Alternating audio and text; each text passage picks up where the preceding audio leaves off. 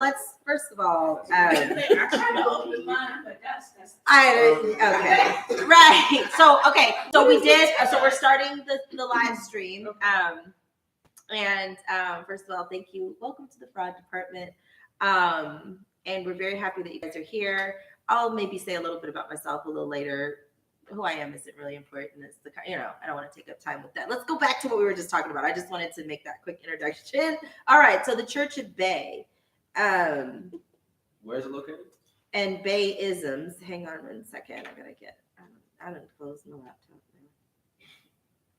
now. Who funded this?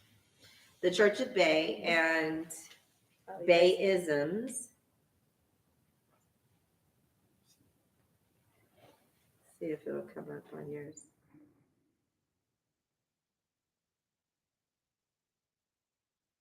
Beyonce Mass. There's a Beyonce Mass. It says 2015. Okay, that celebrates. Okay, it says it celebrates the spirituality of Black women. Who? It's my word stopped working. What did I just not? It's got a website. Yeah, and it looks like a cathedral. Womanist worship service. Maybe it's dead. Did I mess it up? What did I just do? You see this mess button? Now, and this, this is one of the things that I talk about in my book. You were just talking about cults and different things.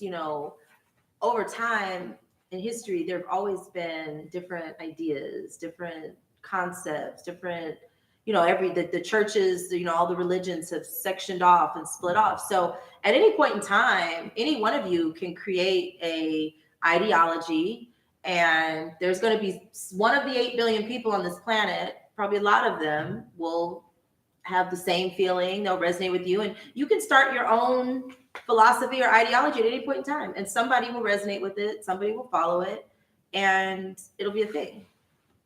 It's not. It happens all the time. So the fact that we're now a society that spends more time on social media and kind of idolizes our pop culture icons, and so it kind of makes sense that now we're starting churches behind the people that are idolized. So it's like we're kind of like ha-haing, but it really kind of speaks to how we're moving as a society and where the way a lot of people are going. It's it's kind of scary because like I said, anybody can get somebody to agree with them, somebody to have had a similar experience, and a lot of times they're difficult experiences, trauma bonds and stuff like that. So, you went through this horrible thing, me too, and now all of a sudden we're vibing, we're on this, whatever, and I'm following you to Beyonce Mass. I don't know. But where's the charger? What it is that they're doing, though? Because what I'm reading, they're not saying that she's any kind of deity.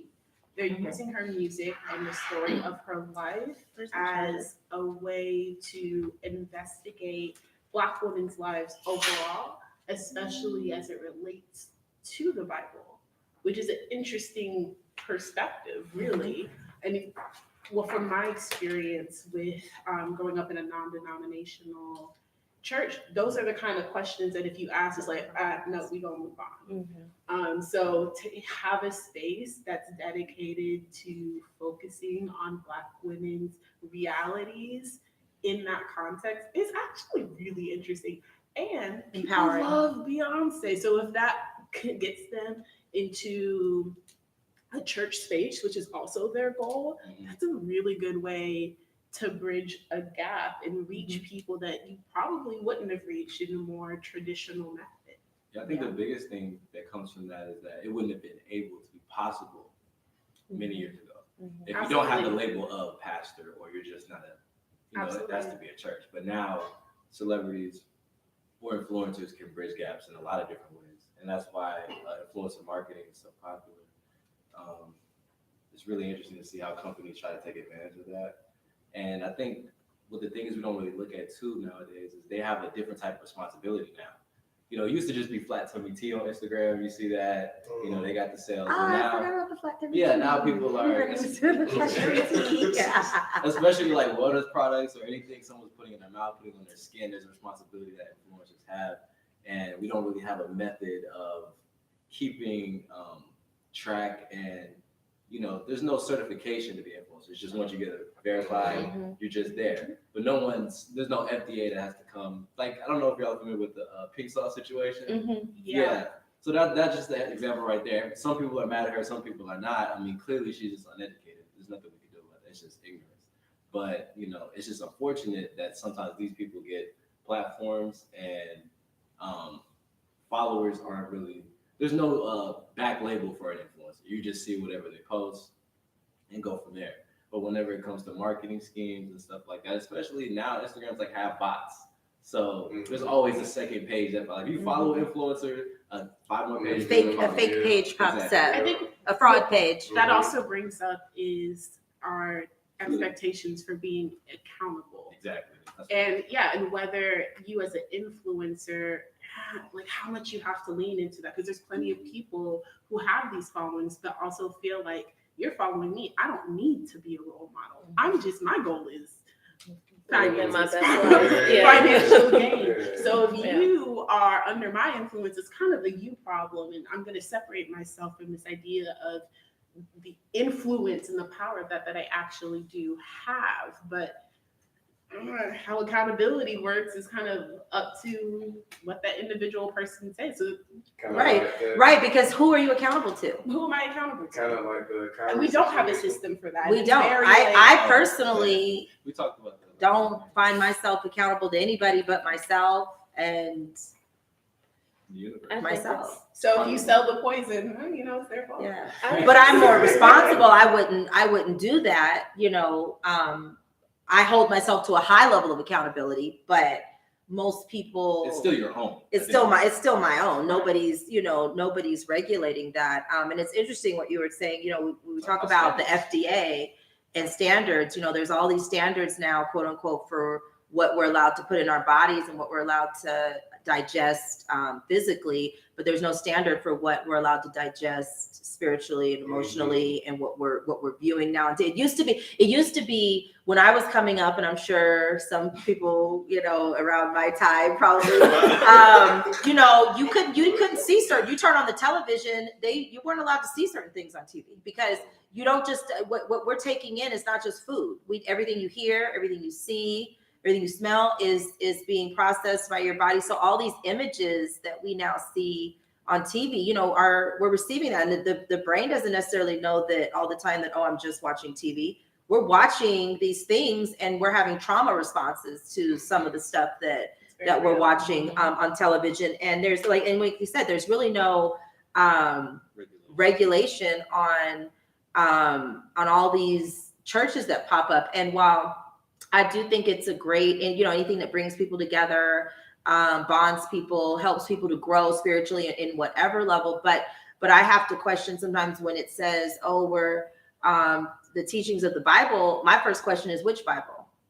You know, which Bible are they teaching from? Is it the 66 book Bible? Is it the Bible with the Apocrypha? Is it the Catholic 73 book Bible or the Ethiopian 81 book Bible? Or is it just Bible and the footnotes? Yeah, and the problem, the only problem I have with the Bible is not all bad. There's some good stuff in it, but most of the people who find themselves attached to the Bible don't ever go anywhere else. It's like it's the Bible and then that's it. Don't say nothing about it. Don't, you know, don't don't you dare, you know. And the generation though too, because some people are more open to, well, it says this, but I interpret it this way. Where, like you're saying with my mom, it says this, so that is what it is, and there's no other. Very literal, right? That's like a standard of being a Christian, though. Stand. Like, if you question what this sacred text is, then you're removing yourself from your faith. But I appreciate that, like the way I was raised and the way I was taught in my school coming up was that you have to choose Christianity, and the only way you can do that is by studying other religions and making a conscious choice. And so we study Hinduism, Judaism, Buddhism, Islam, and I actually chose Buddhism. Because I was given the freedom to do that, but I think a lot of people aren't, and so they choose Christianity without understanding the full range of spiritual practices or traditions that exist. And so I think that's a different, kind of developmental process. If that's all that's presented to you, then you're not fully making a choice. That's really good. And if it's That's a presented really to good you point. in the context of force or coercion, you just said freedom allowed you to make a decision. You probably were able to take a deep breath before you did it, or take your time. That's the most important thing. But when you're born into something with a certain tone that comes with it, such as An a parent, expectation, a belt, you know what I mean? There's Yeah. certain things you just don't do or go to get out of line. And speaking against or questioning is something that's kind of an under the table thing. You have to do it when the lights are out. questioning is often considered blasphemy. Yeah. Like how dare you? Like it's discrediting. Yeah, and Because it's there's like also fear behind that you're gonna, burn in hell Yeah, eternally. exactly. Because Yeah, you let your and child that's study kinda- something else. yeah, that's kind of one of the things. I mean, I grew up in a church. I was raised by my grandmother. My mother passed away when I was very young. Shalom Baptist. So yeah, shout out to Shiloh. Anyway, so I was raised in church, and I loved going to church when I was a kid. I mean, I loved it for the fellowship. I got to see my friends and all this. I was probably there, 8 days a week for one reason or another on the usher board, doing this or that. But as I sat there as a very small child, I knew a lot of it was bullshit. Like it didn't make sense. I did not like, and I think as I've gotten older, I've been able to analyze what parts of it that I don't care for. And it's the fear-based, energy. It's the kind of keeps you in like this begging mentality, kind of like, it doesn't allow you to recognize really who you are as a person. Like if I and let me just pause here. If I have someone ask you, who are you? Who are you? What would you say? I would go through my personality traits. Okay. So You're the sum total of your personality traits, how you that's where I would go act. first. Okay. Yeah. What about you? Don't say the vampire. I'm a blood second. I would likely offer my eccentricities, just so people can get a feel for who I am and how I am. Okay. What about you? I tend to talk about my ancestry and my family ties and where I come from, Okay. genealogically. I'm still figuring it out. Okay. See, I know you. Kind of what Shirley said, but like I said, I'm still learning, genealogy wise, especially about how we were classified, as what Black really is, and how everybody's not really an African American, and how they lie to us about our history. So it sounds to me like most of you all classify yourselves or define yourselves based upon who you are here on this planet, kind of under this veil of what we're going through. What you really are, you are an eternal light being experiencing Earth in an avatar body. That's what you are. Okay. There's a level of, we all come here, we all have this same energies, frequency. We're all energy. Everything in this room is energy. It's moving energy, just constantly moving. Being here on the planet, observing all these things collapses it into matter, and we experience stuff and touch and feel and sight and sound, and that's how we're able to, without an observer here to observe, there isn't. You know how they say that? What's that saying? If a tree falls in the woods, does it make a sound? It doesn't. The sound is from the person hearing it. So if there's nobody there to hear it, there's no sound being registered anywhere, if that makes sense. No. I get what you're saying. Is that a human hearing it, or any living Anything, being, any sentient being? anything Other that trees. can hear it, and just like speaking of who's hearing it, just like with dogs and things like that, they can hear sounds on different frequencies that we can't hear. So The same as for light. same as for light, all Same that. as for But spirits. what you are is an eternal light being experiencing earth in an avatar body. When you What came philosophy are here, you speaking from when you say that? I'm sorry. What philosophy are you speaking from when you say that? It's not really it's not really a place. Yeah, probably a little bit of science, a little bit of internal knowing. I guess mostly science. If you look at physics and things like that, it's a science. We know scientifically that nothing is ever created or destroyed, right? So the same goes with us. Our souls are beings. Our soul has always been, will continue on. When we pass on, our soul will go on to some other experience, whether it's coming back here, cycling back here to Earth, or I don't know, going on to somewhere else if you're able to elevate your soul. But I do know it's hard to sometimes break out of or to see yourself as anything but this sum total of your experiences. I mean, it's normal. It's a normal human. That's what we're here to do. We're here to have experiences. But at some point, at a point where you start to ask yourself certain questions, and that's what we try to help people do, is kind of think about how their thoughts are and try to help them break out of this veil that we live under. For a lot of people, the veil starts with religion. If they might live under all of these rules and guidelines and beliefs and everything based upon religion. For some people, it can just be trauma that they experienced as a child. There's a lot of things that, location. yeah, geographical location, whether where you grew up. So it's not always easy to detach from that and really see yourself. I think Buddhism, like now, when I grew up, so I was raised in a family, being from California, we were all, melting pot. And so I had a family that was multicultural and multi-religious. So my favorite aunt was Buddhist. She was Cambodian and she was Buddhist. So even though I was raised Christian, Baptist, we always went to her house and she had the Buddha and little stuff going. And, so I was always exposed to it. And then when I got to college and started studying philosophy and religion, I also chose Buddhism. And I just kind of I think for me, the reason I chose Buddhism, and I'm not anything now. I don't subscribe to any particular religion. I have some spiritual practices, but at a time when I did, I chose Buddhism because when I looked around at like the different religions and I looked at how people behaved, the Black Christian church is probably one of the worst.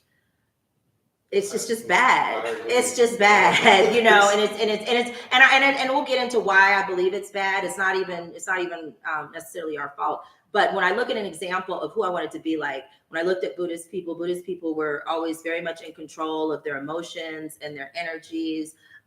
They weren't trying to fight and tell you what to believe and what to do, and they were just a really good example of. And when I thought about how I wanted to be, that's who I chose. So what was your experience? How did you choose Buddhism? What was your? I think for me, it was more, I was studying psychology and maybe for some of the same reasons, but I saw it as like a path to happiness and just like emotional wellness. And I didn't see that in any of the other traditions. That is how they brand. Yeah. It's also like It's Western branded that way. Buddhism is very much marketed. Oh yeah, for sure. Yeah, when I way. study these religions, I typically go to the source country to study. I've been to all 7 continents. Most recently this summer we went to the North Pole. That was an experience. But I wanted to one thing you said I wanted to pull out was that it was a path to happiness. Religion was kind of created. It's supposed to be a path for you to get on your own spiritual journey, not just the thing. It's not the answer. Yeah, and a lot of times, unfortunately, what I see is that people tend to, instead of using the church as a tool to get on their path, they end up start worshiping the church itself. They use the church itself as their feel good. as their source of entertainment, as their place to be somebody, to be important, to have a position, things like that. And so, and one of the general issues that I have with, and I don't think religion is all bad, don't get me wrong.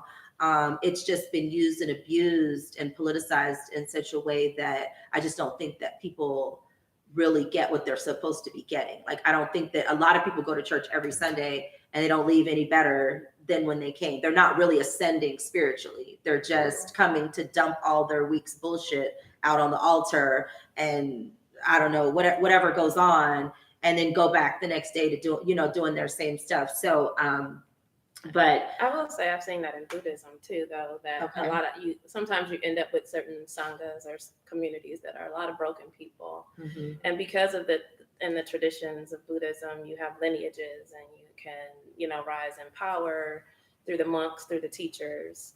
You have a lot of people who collect titles and collect, and I think that that's something that's it's universal about religion. Oh yeah, it and definitely it's like is. you have to get past that part and develop the spiritual practice for yourself. Yeah, like for example, if I had a church, I don't want to see you every Sunday. Okay, I want to see you every now and again when you need to come in and get your little recharge. But you should have the tools and the things that you need yourself. Like for example, one thing I noticed in even the church I grew up in. Every time a minister gets ready to come and get on the pulpit, what do they go do? They go back in the back, they get quiet, they meditate, they connect with God, whatever. Why don't they come out and tell you how to go in the back, connect with God, meditate, do whatever? It's because it's a dependency. The modern church has taken the role almost of kind of a parenting energy. And I think now more than ever, we're seeing now a mass exodus from the church, and people are going more towards spirituality and being more autonomous with their own spirituality, salvation, whatever you want to call it. Let's be specific with the energy, though. It's not just parental. Because we talk about using it as a tool. A parent is supposed to be a launch pad for their child to get you connections, skills, and resources to be a better you. But the energy that you're speaking about is a limiting energy that keeps you in your place. And that's what we kind of see sometimes with children, that if you speak to them a certain way, their own subconscious self-esteem is going to be diminished because they feel as if they're subservient. Like an authoritarian. Right. But if you give opportunities for your child to speak and to uplift them, make them feel like a superhero, it's all written before they're at the age of 5. So when it comes to being indoctrinated into that parenting position where it's kind of limiting, you're not able to see yourself outside of that role. Right. And with the Bible, with the parental role, just like with who has kids in here? Who have kids? Who have kids? So, with kids, we decide what they can handle and what they can't handle, what's appropriate for them and what's not. And that's what the church has done for us. Is they've decided what they've given us. Even I think during slavery time, they had the slave Bible, which was just a few good verses that we were to, live off of. Even in the Catholic Church, the Catholic priests and stuff, they had their Bible, and then they had the Bible that was in the pews. We weren't able to, I don't know, I guess we weren't smart enough. We weren't. Entire library. Yeah, and so now you've got people going, prior to some of these ancient texts, going all the way back to where, because the Bible was really just rewritten. The Bible is not all wrong. It's not all just false. It was rewritten from some older ancient texts that science has now and archaeologists have now uncovered. Science has now kind of, unfortunately, what's also causing a mass exodus from the church is that science has now caught up with some of the fraud that's out there and in the Bible. But just to piggyback on what you said as well, is that the church should be a launch pad. It should, spiritual centers should be a place for you to get a jump start, because the truth is, your spiritual path is very personal. It should be between you and your creator. It's customized. So when you're so diehard in the church, that's all you can see. That's the only tunnel vision you have is the church. Then you're just following somebody else's path, or the path that somebody else laid out for you. What were some of y'all's experiences? How did y'all feel your relationship was fostered and how it developed over time? Yeah, like I would like to know how you were brought up as a kid, like what your practice was as a kid, and where are you now, and why, if you want to share that. Okay. I was brought up in a Pentecostal church. Okay. So, That's where I go. That's where I go when I want my good praise and worship. Because I still do go to churches here and there. Like I go to Vision Cathedral sometimes, but I like the Pentecostals because they got the good. Yeah. Okay. Yep. They got the good praise and worship. But yeah, go ahead. that too. Uh-huh.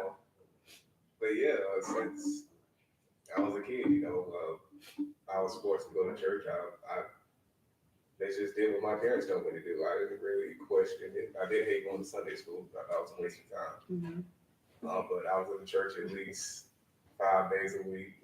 Revival, Bible study on Tuesday. And did you say to yourself as a kid, "Oh, when I get to be an adult, I'm not doing this"? Or it was more so, not really, because my mom, she's a minister now. My dad was a deacon, but he still is a deacon. So now, where I'm at now, I'm not in the church because as I got older, I saw myself leaving, but I didn't know why I was leaving the church. And now, like you, I was like, okay, there's a lot of stuff that we were lied to about. Like everybody interprets the Bible differently. So, and my mom still preaches to me and tells me, she's very demanding and authoritative on her beliefs. So we don't really go into that conversation. just kind of stay away from that. Yeah. But I'm on my own journey now. I'm still a student. I'm still learning. You'll always be. Yeah. It's definitely not a destination. It's a lifelong journey. What about you? Went to Catholic school, Mhm. Baptist mom, Protestant dad, and I'm nothing now. I don't claim any religion now. But even as a child, it just didn't make any sense to me because everyone in these 3 institutions that I was in kept telling me that the other one is wrong. But you're sending me to Catholic school, but you're telling me they're wrong. I'm just here for the education. And then we're going to this Baptist church, and you're telling me, and Baptist is telling me that everybody else is wrong. And then if my dad happened to feel like going to church, we would go to the Protestant church, and they're telling me that everybody else is wrong. So I had a problem with grasping any of you make any sense because you're all wrong. You're all right. Yeah, you're all right, and that's okay. Like everybody can be right. We can all be right without anybody being wrong. Right. So I That's the truth. truth. Okay. I will say that I'm interested in learning more about the journey of spirituality, but I haven't really gotten interested in subscribing to religion. And my mom being a diehard Christian, I still can't wrap my head around African American descendants from slaves believing in Christianity who didn't come from Africa with Christianity. That part. It was That part. There it comes. He's like, okay. I don't discount anyone for their beliefs. I think having a belief is actually a great thing. I think it helps elevate your mind, calms you, like set a path to happiness. But I just can't subscribe to one thing at the moment. And I just can't do it. So, Okay. so I'm learning. Can I add something to what you said? Religion. So let me change my answer. Hold on. No, I just want to say I also came to the conclusion that religion was created to divide people and confuse them. So, and all the Bibles are actually related to each other. They're just different. Yeah. Oh, yeah. They all say the same thing. I mean, ultimately, all the ancient texts, the Quran, the Bible, the Bhagavad Gita, all the major texts, they all pretty much say the same thing. I mean, I know the current Bible was created by the Romans back, maybe about 1,000 years after. I think it was the final compilation was done about 1,000 years after Jesus had died, quote unquote, if he died. But we won't go. That's another topic. It was great. It was just political. It was purely political. And I mean, and let me ask you this: for those who did grow up in the church too, how many of you actually have read the entire Bible? No. Okay. I had to. Yeah. I went to jail one time.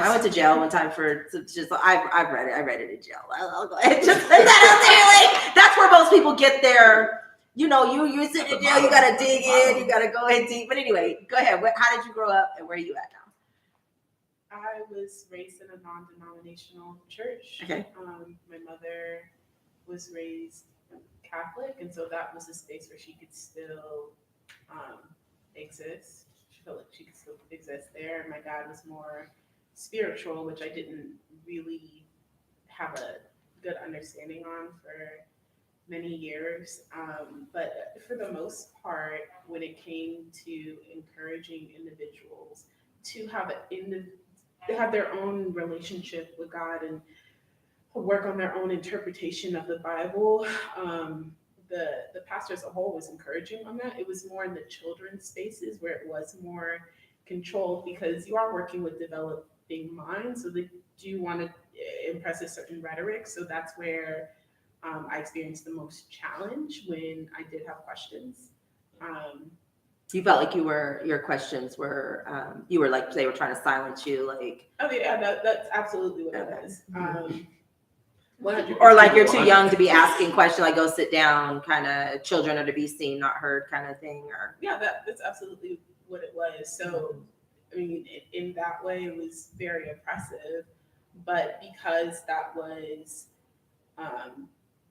a foundation, I never necessarily saw myself separating from it.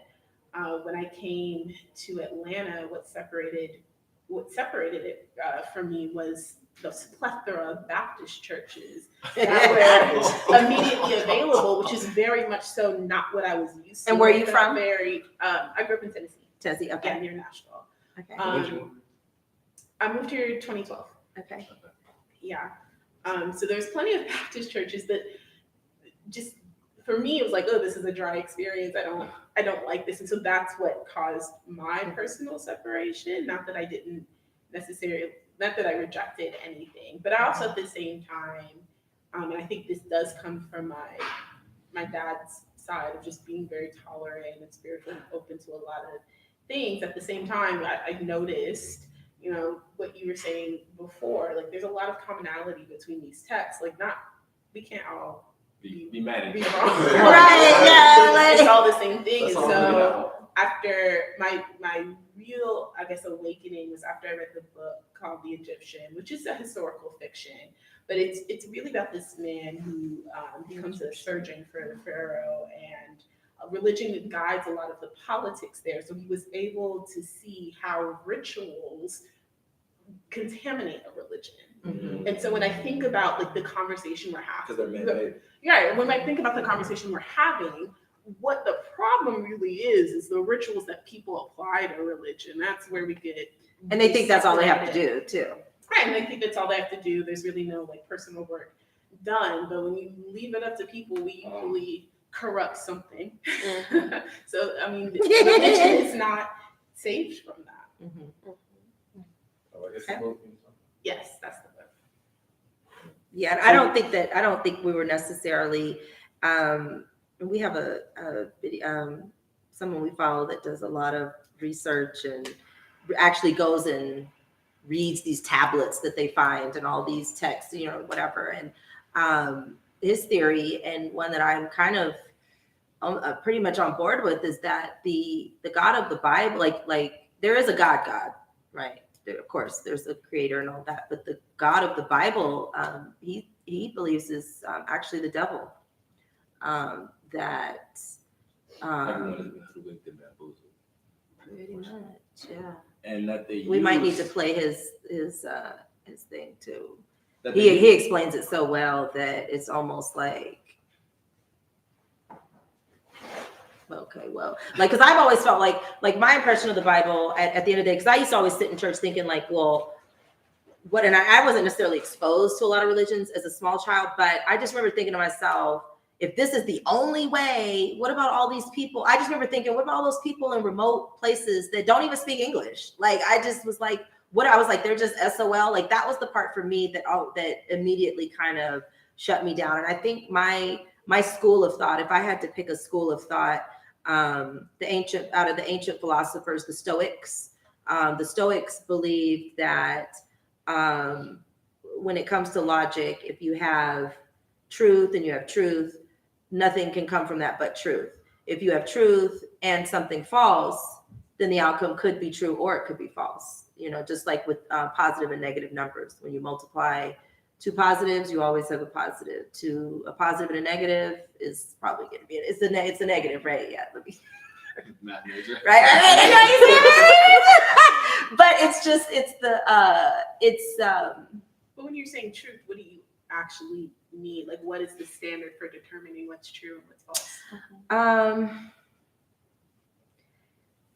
So truth is not something that, and this might be a whole nother topic, but the nature of truth, just like we were saying before, this religion can be right, they can be right, we can all be right. We don't have to, nobody has to be wrong for us all to be right. So the nature of truth is the sum total of everything. Truth is not something that we'll ever actually know the sum total of because we're here inside of it. Kind of similar to how you'll never really be able to see your whole body because you're inside of it coming from your eyes. I mean, you can see a reflection in the mirror and you can see parts of it at a time. Those parts of it that you're seeing are truths, different truths. The sum total of you is the whole truth, but you'll never see the whole thing at the same time. You can see different parts here and there. You can turn, you can look, you can take pictures in the back, but you'll never see your face. You can't, you know what I'm saying? Your eyes can, you know what I'm saying? You can only see so much. So truth itself is something that we'll never really know. Now, we all have different truths. We all have different,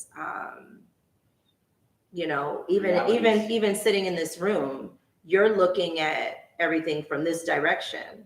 So what you're seeing is different than what she's seeing. And we're all sitting here at the same table.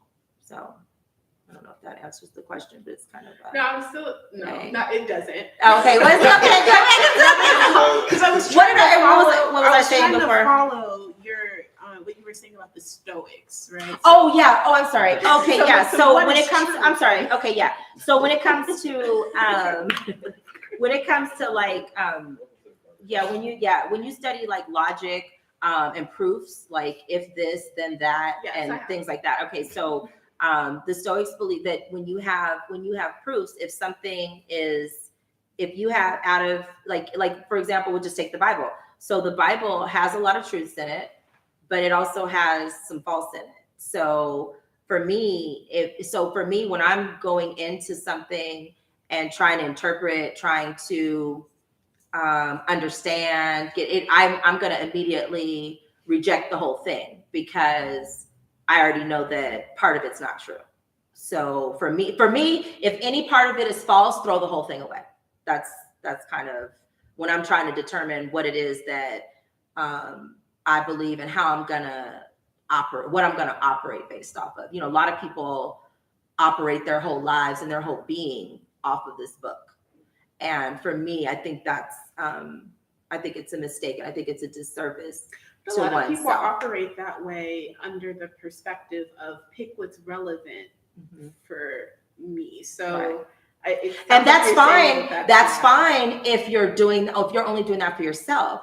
But then what happens is, and what's kind of a theme throughout Christianity is that I'm not just picking things for myself. Now I'm going to tell you what you can do. Now I'm going to say you can't get an abortion if you get pregnant. I'm going to say this is wrong because of what's in this book. So it's like it's a slippery slope, and it's dangerous to cherry pick in that way. And unfortunately, Christianity is the one religion that has been used, like I said, politically it drives, even though there's supposedly a separation of church and state, there isn't. I mean, you can't, because there's no separation from the people.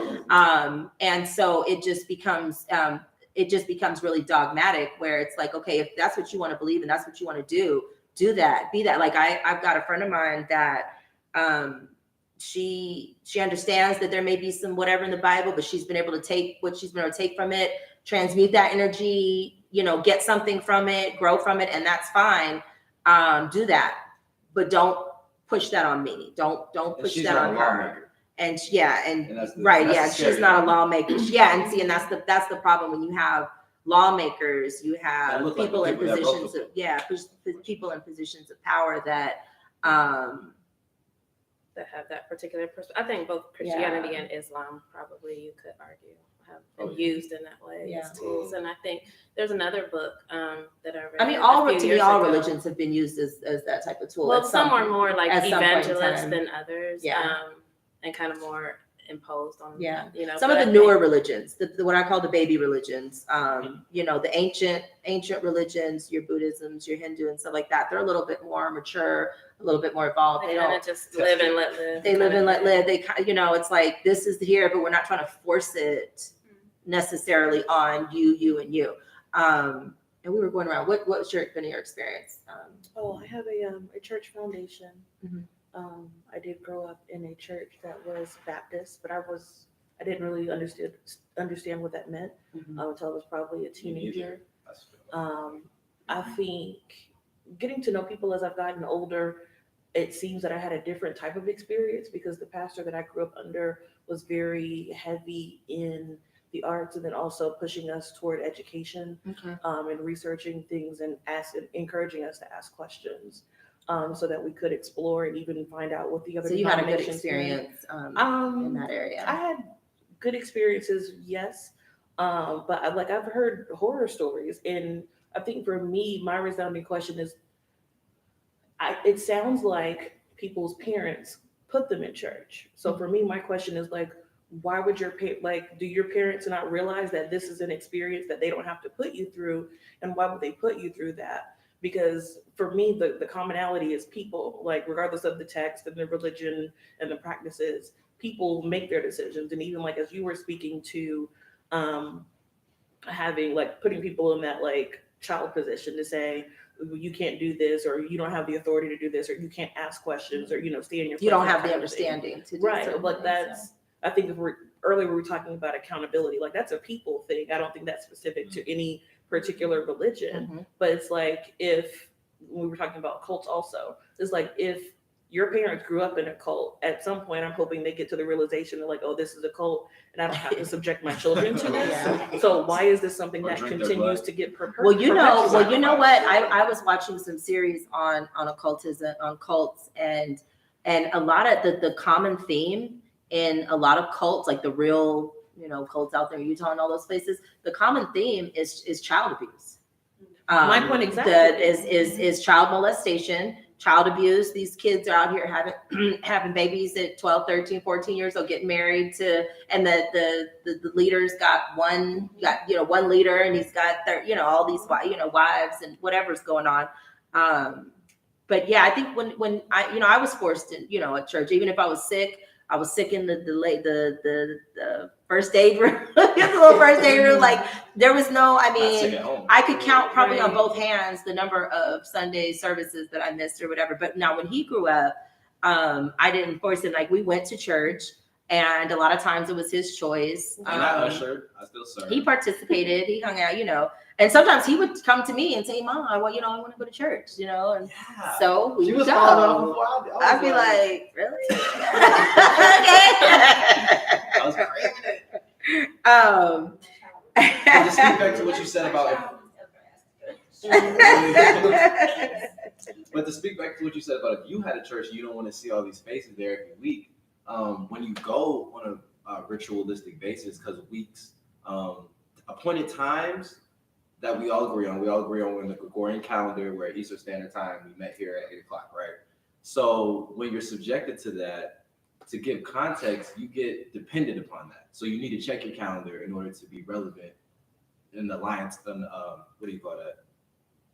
In alignment. Yeah, in alignment with everyone else. Because if you're not on at the same time, you won't be able to be appointed or held accountable. So when you go somewhere every week for a reason that you really haven't defined for yourself, it just becomes a dependency. It's just like doing a drug to heal from something that you don't want to deal with personally. Right. You just get dependent upon something that's just It's filling a void. It's filling a need. Just like I think you said that you kind of stopped going or didn't want to go to church because it was a dry experience. Dry. Yeah, it was a dry experience. And so, and that speaks to the, why you were going. Some of it, like even for me, when I go to church now, I definitely don't want a dry experience. I like to go, like I said, I go for some good praise and worship. and just to kind of Feel the energy, feel the physically. energy and whatever. But I'm not going somewhere every week to do what. To get election. Huh? I can go to Georgia State and go take some more Right, classes. yeah, Right. like, I mean, I do my praise, I do my little whatever and dancing and different stuff that I do every morning when I get up and at my house, and I do my own stuff. Sometimes if I'm feeling down, I just want to be around some good, some uplifting energy. But other than that, that's I don't want to be where I need that every week. I want to be where, hey, if some stuff's going on, things are going on, I just need to go get a little pick me up, just go feel the spirit a But little at the same bit. time, the And word does tell you that you shouldn't just go when you're down, and you shouldn't just go when you're up. It should be both. So I think that mentality is which kind of- word? We on the word? Wait, where are we going? Wait, what are we doing? Hold on. There's only one word. I'm not gonna say the word. I'm gonna say the what do you call that? The quote, the status quo Okay. of that. If you're not showing up every week, it's like, oh, now you want The to show up. expectation. You see what I'm saying? So it's not just about. I mean, it's a membership. I mean, It's a- at church. I mean, at my church, it is. I mean, the black, especially black churches. I really can't speak on how all the churches operate and function, but it's a membership. Are you It's a Huh? Are you a member Vision? I believe I am still. Yeah. I joined maybe a couple of years ago. I think beginning of 2020. So yeah, technically, I guess technically I am still a member, but I haven't been since COVID. I was gonna go one Sunday, but they talk about we're back live. We pulled up and it was on live. They weren't there. They weren't there. They had a fake service. They had a fake service. But they were broadcasting the service as if it was there happening live. They were in the church recording. I thought they were there. So, anyways, I've gotten to a point where probably like you were saying earlier, like for me, spiritually, I think God is too big for any one religion. oh yeah, for sure. But I do recognize that socially, like these are social institutions. These are Associations. communities. It's an industry. It's really an I mean, industry. all Fraternities. traditions, they have this social component. Mhm. And they help you deal Fellowship. with anxiety.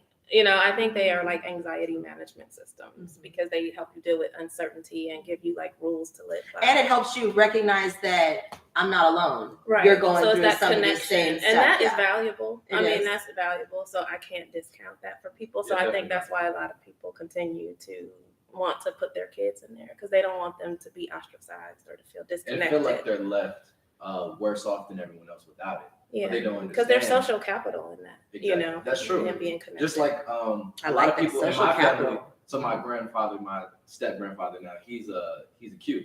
And anytime you're in college and you come around a Q, they ask you when you know what I'm saying? It's a vibe. And it's like there's nothing wrong. I'm not saying there's anything wrong, but I understand my personality. And I understand where I thrive. And I understand, I'm not gonna say my tribe because I don't have one yet, but forcing myself into a hole that I may not fit into isn't, the best thing for anybody. So I feel like it's just the same way. And it's almost peer pressure that I feel. Not that I feel like I'm any close to joining, but it's like the energy that I get from it is a certain type of way. And I feel like Christianity is a little bit similar, or just black organizations. You know what I'm saying? It's kind of like, even in the hood, you look at someone that may have a mental disorder and it has not been diagnosed, we call them out and they're kind of just, the laughing stock, bye Felicia, you know what I'm saying? It is what it is. We don't take the time to address the individual. We just address the symptom, or we just address what we see on the outside. You know what I mean? But bro, he's tweaking because he saw someone get shot, you know what I mean, when he was 5. But he never had anyone to talk to because it was his parents. So, now he's just an orphan and he's in your neighborhood now. He's not getting any therapy or any love. No one's coming to him out of love. They're coming to him out of fear, or if it's the police, it's controlling. They're trying to, subject you, control you, put you in a box to keep you away from the rest of society. It's never in a. They don't have time. They don't have time for all that because they're on the struggle, trying to hold it together. Let's talk about this. We were talking about lawmaking. I think the biggest thing that we don't, they tried to do it like the defunding the police situation was make it about removing police presence. But what it was about was taking some of the money that they're getting and putting them into other forces or tasks that are more tailored to society. Because now we have a lot of sick people outside. So we have to have different agencies for different people. We just put everyone under the criminal investigation agency or the Federal Bureau of Investigation. we need a different set, like just like they have a terrorist section for people that are extra violent. You know what I mean? We don't have a section for people that haven't been properly diagnosed or assessed. And I don't want to use diagnosed because a lot of times that's clinical labels that they put on. But at the end of the day, there has to be an evaluation of some sort. You know, just talking to a person is an evaluation. Understanding what their mind frame is. This is an evaluation. You know what I mean? It looks a little different depending on what setting you're in.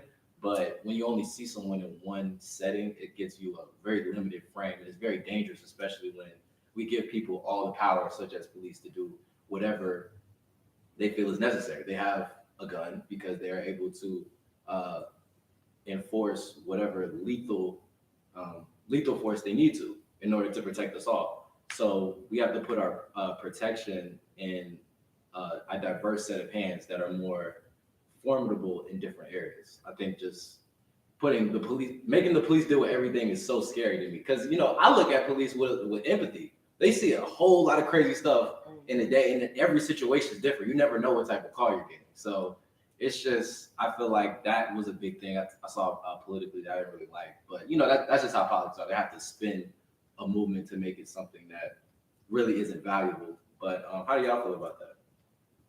For defunding police, I think they just used the wrong terminology. Exactly. And we went with it. They should have said, wait, we need to change this. It was the same thing with global warming.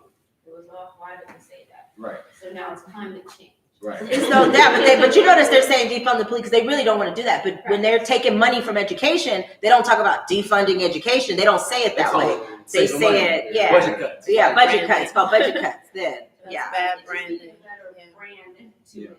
Once they saw that the brand wasn't working, they should have went another way with that. I think Yeah. that speaks to connotation. So whenever you put something like Black Lives Matter on a T-shirt, it has a connotation to it, and that's why it was as successful as you want to say or unsuccessful. You know, I guess that's subjective, but we see what's happening now. That's obviously a crazy situation. I mean, so Black Lives well, Matter. the organization. I'm talking about the organization. Has it been successful? I mean, there's this movement.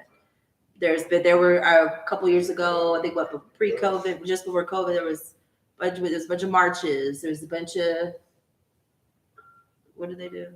What was the measure of success for that? That's what I'm asking. I don't know. I don't know. I personally I feel don't like know. as Black people, we're the most diverse group of people on the planet. So it's hard to just say what we deem successful because everyone feels different about it. That's why I left it open because, you know, some of y'all may be in the organization. I mean, maybe it's just to bring awareness, you Of know. course. I mean, But the fact that we have to start at that level, we matter. like, please stop killing us. Right. And it's so, Duh. I mean, I don't know. That level. it speaks to the state of the union. I think that part of the problem too that I had with Black Lives Matter, or not a problem with Black Lives Matter, but part of why I feel like it wasn't as successful, and also part of the reason why I feel like the Black community in general is not as successful with some of our initiatives and the things we want, is that we tend to lump everything under the same umbrella. Like there were a lot of instances where, no, you got shot because you shot at the police. Like, you know what I'm saying? There were times where people died, and I did not feel like it should have been attached to the Black Lives Matter movement because they weren't righteous victims. They were out there doing things to get themselves shot. You know, and even in the Black community, what I see a lot of times happens is we want like racial justice, we want some things to change there, but we throw the race card on everything. So it's kind of like you're not, you know, when you, just like that parent that's always yelling at their kid, the kid starts tuning that out. They don't listen to that anymore. It's like, if you're not selective and targeted with your agenda items, nobody's really paying attention anymore. You know, it's kind of like, what's that term? I can't think of it. I hate when I do that. When you cry wolf, it's like, you know, like when a person's constantly crying about something, it's not really that something, nobody's paying attention. They're just kind of looked at like, oh, here they go again. And I feel like that's kind of where we've landed ourselves as a community. And there's a lot of things that out there that aren't racially motivated, that aren't, you know, but I don't know if it's partially because of our trauma, partially because of our experiences, and I just feel like we are not, as a community, we're not taking it seriously anymore. You want to say something? Well, I challenge that it still probably is racially motivated, going back to what you said about seeing the whole person versus the situation. So yes, maybe that person did shoot up the police first. Maybe that is the case, but the larger systems that are at play that cause that person to get to that space are very much so racially for sure. associated. So it's For sure. all the same umbrella in Yeah. that way. Yeah, I think the situation we're in, I don't think we landed ourselves in that situation. We were already here. We're just trying to fight to have some equality, whatever we want to call it. Economic liberation is the only real way that's going to happen. But when it comes to such a news clip that goes viral, right? It's usually going to have to require death. Someone's going to have to die in a traffic stop. But if like you said, the cause. It's got to be something so ridiculous right. to actually get attention. The cause of him being pulled over may be racially motivated, but if he had any level of potential for causing the incident, then the entire situation is credited. Like, y'all can't be that mad. Yeah. Like it was racially motivated. They pulled him over, but when they pulled him over, he had warrants. So, like, you know what I'm saying? You see what I'm saying? So it and he ran. Right. So we had to shoot him. So I think what you were saying was then us having to then cry out and then try to defend this person and his family. We're so far behind. We're just and then we look crazy because all they do is come back and that's what they always want to do to us. They always show like what was it? We abandoned, we boycotted some newscast because it was like this man died. He was shot up in a parking lot. He was a victim, a 100% victim in this incident. But then he wanted to talk about his criminal background, and it had nothing whatsoever. It was that guy on Channel 2. Yeah, but anyway, that's how they do. It's almost like we have to, just like, you know how they say in the workplace, we got to be twice as good. Okay, we got to walk the line twice as, we got to just really be on the straight and narrow. Otherwise, it's just like even what I was telling you guys earlier about the battle with Morehouse, and doing all that stuff. I don't think we would be as credible if he wasn't a 4.0 student. You know what I'm saying? If he wasn't getting straight A's, like if he had any, or if they could look up my name and find a mugshot. Because that was a situation. What they did was they did it. You know how so. You can tell me this. No, I'm saying if they could find a mugshot. I was like, wait a minute, what now? What's going on? Come on, right? So related back to the news piece, they went to the what do you call it? The shopping plaza where he died, and after they said a family is raising a GoFundMe for his funeral because obviously they're impoverished, they're not gonna be able to pay for it. And this is what they said. Right at the end, the last little 5 seconds, after we did more research on the victim, we found he was convicted of blah blah blah blah blah, and he was a felon. And then that was it. That was the last thing you heard. So before you're even gonna pull out your now who's gonna donate to his GoFundMe for his funeral? Right. So imagine if after y'all can watch the clip later, but it's like a 2-minute WSB clip. After the clip you watched with me, they said all these great things about me, but at the end, he was caught with trafficking marijuana on I-20 in 2017. Yeah. So it's just like, well, he's not perfect. So, but that's what the news does. We either are parading someone that aligns with our agenda or completely discrediting somebody just because we disagree with one piece of the topic. Yeah. I think that's the one thing. That's a media problem as well. That's of course. What I like about media. If they portray it as if white people don't commit crime. They'll post up the serial killer, and everybody's like, "Oh, okay, well, serial killers are white," but that's okay. They for everything. Let's give an example. A white man kills his family, and they don't post the mugshot. They post a picture of him with his family, and they're like, "Oh, how sad it is!" Like I'm sitting there, like, yeah. Right. What? But they post our mugshot. Mental health challenges. We're always criminals, and they're always right. Yeah, that's a good point. They always, with white people, they always talk about their mental health. With black people, they talk about their criminal history. And yeah, they never talk about the mental health. And that comes with empathy, just looking at the entire person. And I think what we see now is, and I feel like it's kind of sucks for some of our gatekeepers, I feel like, that are up there that hang out. I'm not gonna say hang out with white people, because that's a very general loose term. But when you're dealing with the white people that have a platform, and you're dealing with black people that have a platform. Let's say someone like Charlamagne God. You see what I'm saying? So when you have someone like this that is supposed to be a spokesperson or is supposed to represent the whole, which is no one is. I don't feel like I should be. I don't feel like anyone should represent the whole. I feel like there's subsections that maybe could be appointed, but there's no one, even though I may look like him, I may not represent his views effectively in front of the We're not public. a homogenous group. Right, especially not consistently 100% every day of the week. So when you have situations like this, and sometimes you'll see other communities be like, well, why are they still complaining?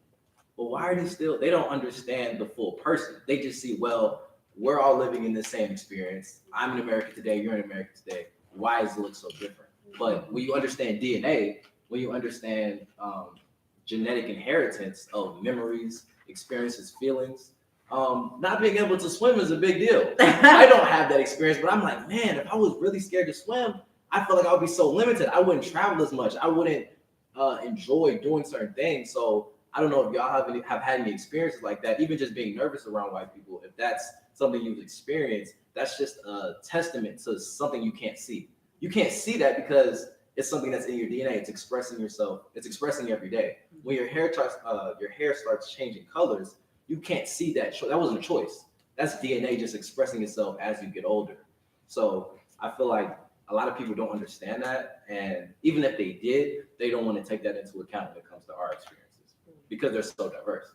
Right. And just like you just said, we're not a homogenous group. We're not. Okay. So, and we want to act like we are. So if we're not a homogenous group, why are we trying to do all this uniting and trying to have because we're so far this behind agenda together? Should we just be kind of just focusing within? But we're treated as a homogenous group. Right.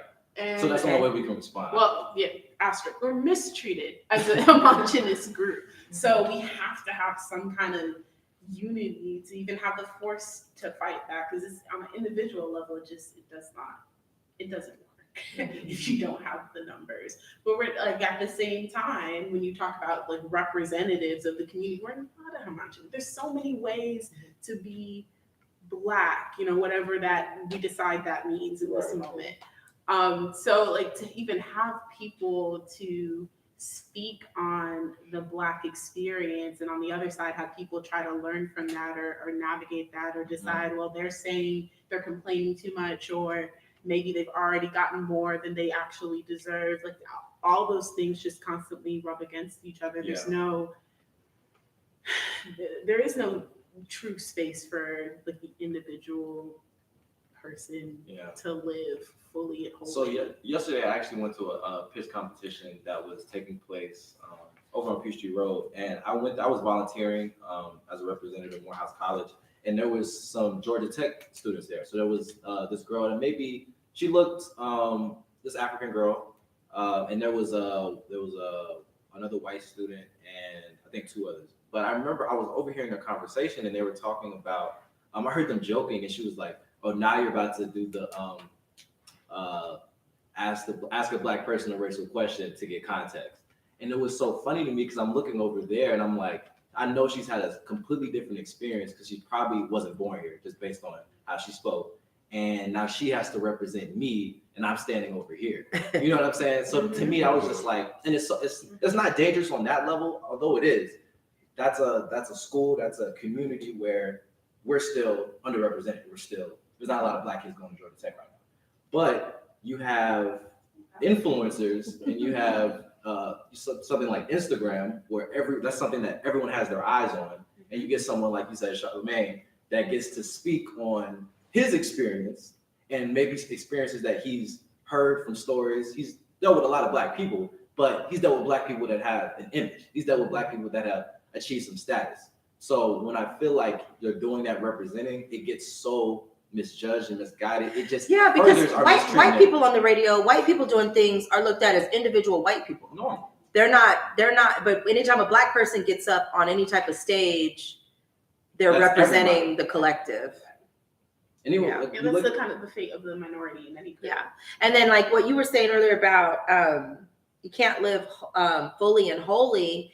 That kind of struck a little something. I mean, it's like they're forcing you to be Black too. You know what I'm saying? Like you can't just go like get up in the morning and just do the things you want to do and go out there and do whatever because We you're have the carrying rhetoric of this. the black card. Like there Yeah, are you certain got to go out and be black too. behaviors to be Like, black or I don't not know. be It's a black. weird. I don't know. It sounds weird even saying it, but it's like this thing you carry because if you don't go out and be black or do the things that black people do, then even within the black community you get ostracized. Oh, that's the white girl. Oh, she's doing this or she's not doing black things. You're not black. So it's like all this pressure. You know, the white people are looking at us like we're all a collective. Then the people within are like, if you try to be outside of this pseudo collective, then you're labeled this other thing that nobody wants to be labeled. So I think that's a problem. How do you win? How do you problem within the black community in general?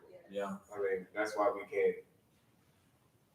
I hate to say it, I don't think we'll ever come together as people like we should. It would be Because, What's the black community? That part. well, I think Let's say melanated. okay, I'll say the melanated black people of the world. because the community, that word in general, there is no black community. It's just black people living. Black people. And we're so heavily integrated. Black people. I feel like that was the whole point of like the Pan-African movement, or like that Are you whole. familiar with Dr. Umar? Mm-hmm.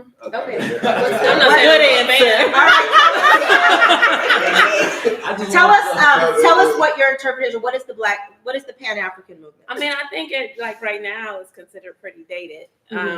But you know, in the 60s and 70s, I think that. Oh was no, the you can go right over idea. here to the Shrine of the Black Madonna Well, right, right, now. yeah, and they still get keep you that some- alive. But Oh yeah, they're still they're online now. Okay, I was like, Yeah, I got some a mentor, one of my godmothers. She's heavy in the shrine. But it was the idea of like, yes, we are different people. I mean, across the African diaspora and the continent, like, and obviously here in the States, we are different people. We have different experiences. There's different ways to be black, and yet what unifies us is, you know, the experience of being black, the struggle, the African ancestry. Well, there's the struggle, but even beyond that, there's African ancestry and certain universal cultural principles that apparently we share. And so I think apparently we share. Like respect, like when you think of like African worldview in general, like respect for elders, respect for ancestry. In many cultures, yes, but we like have to have the across context that many even cultures things that derive have from traveled African with us culture across first. the So, African diaspora that I think stand in contrast to like European individualism and like some of the things that we've encountered here. So things that make us stand apart that we brought with us from our different, you know, backgrounds. And so I think the idea of uniting across all those different identities and cultural contexts to strategically like fight for our interests as Black people wherever we are in the world is the idea behind Pan-Africanism. Yeah, and so that, yes, within that, because we're taking responsibility for defining our identities for ourselves, we can create that space to be individuals and recognize like what unifies us. I think that was the idea, and what it's gotten kind of caricaturized into is like the Hotep movement. You know what I mean? Where it's the Hotep. Turned into a joke. One time for the Hoteps. The Hoteps and Lord Jesus. And so I think that's like the kind of the Hotep movement. I don't even really know what that was. I know I kept hearing people call Hoteps. I heard like anybody that was quote unquote woke was a Hotep. I don't know. I think in that situation, I don't know exactly. Let's look it up, guys. Somebody let's that see what like Google gives us. I'm not saying is that's an the best Egyptologist. I mean, to me, I They Really watch just 2 YouTube videos, and to Jenera's point, Right. it's rooted in misogyny. And then they go around like judging other people for not being Black enough and like that kind of thing. Let's get this. Hotep. for not being woke. And That's it. That's by the their first thing. definition, That's the yeah. first thing that tells me you're not woke. Because a truly woke person Would Doesn't understand doesn't why go it is. around celebrate other people. acute. You know what I'm saying? Yeah. They don't do that. That's not what they do. Now maybe they Right. try to help you question things. You know, maybe help you whatever. They don't go around in a way that I used to see them, especially online. I used to see the It's like a self-righteous kind of thing. The new yeah. hipster. Because what is the barometer for Blackness? Like, why is that the topic of all of your conversation? Right. So then it just becomes the opposite of the whole point of the Pan-African. It's really anti. Yeah. Kind of like similar to how I feel like the modern Christian church has now turned into the Antichrist. I mean, the way they operate, the way they are repelling people away. It's like I said, there's this mass exit. Nobody wants to be there. I even know value there. Yeah, if even the generation doesn't see any value there has to be right. And and they're not don't. getting anything from, like you were talking about. You just go, I guess, for the music. The You don't want to stay experience, for the message. It's like you could. Not do to your stay, point, but I do stay, but I don't. Yeah, even like my son's grandmother is an ordained minister over there, and she even told me that over the years she's just, she said COVID was her excuse not to go back to church. A lot of people feel the same way, so Yeah. I get it. And COVID was the deathbed for A lot of things. we're driving back looking at real estate every day. We're like, man, if We need to turn these churches. We need to get this land. We need to. And that's how you know. And that was another thing I used to think sometimes when I used to see back when I was younger. I used to see like churches like being foreclosed on and stuff. I was like, that can't be God. God wouldn't let the church get foreclosed on. It's an industry. It's an industry that's now dying. And I know like my church back home, it's basically turned into a funeral home. All the old people every week, they're having funerals. Now they're still surviving because they had investments. They've got millions of dollars, but yeah, it's just every week, I talk to my grandmother, like, okay, who died this week? And there's no new life coming in. There's no church shout outs. Shout out to Bishop Cathedral and Bishop OCL. Oh man, that's crazy. Oh my goodness. But yeah, that's where I go. And it's interesting too. Even before I started going there, I remember, and I've always enjoyed Bishop Allen. He doesn't. I feel like he teaches, primarily, the good stuff or whatever. But I can remember before I started going there, the good stuff. I mean, he teaches about, how to get through your daily lives and stuff like that. He's not necessarily teaching oppression. And stuff like that. But go ahead. But I can remember though, before I started going there, I used to I had told myself a number of times I was going to go there. And a girlfriend of mine, she was dating somebody who went there, and I mean, she was going to stab me and twist the knife if I rolled up in there because she had a problem with somebody that went there. Now she claims to be this real spiritual person. She had a problem with somebody that went there, and it was going to be a problem if I went there. Kind of like that high school thing where if I'm mad at you, you have beef with them. And I was like, I don't have beef with them. Like But that's a person problem. Yes, that's the individual. But unfortunately, the church is made up of individuals. And that's what they are. And I know that for me, I've always wanted to stay connected to a church because it was something that I took comfort in after growing up, and I like the fellowship and some of the positive aspects of church. But every time I would get involved, you start to see all the drama, the BS, the fighting, I'm trying to jockey for position. And so for me, it just wasn't.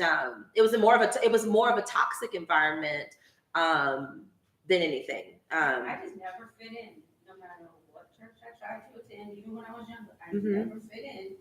Even in Catholic school, we had to take religion, but that was just memorizing. We had to pass a test, but you just had to get through it. Yeah. What do you mean when you say that, though? Well, because as children, you're being taught, and I'm the one going, why?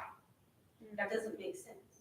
I don't believe this magic happened, where everybody else is just digesting it. And I mean, I'm 6 years old going, scientifically, this doesn't make any sense to me. Yeah. And my son is the same way.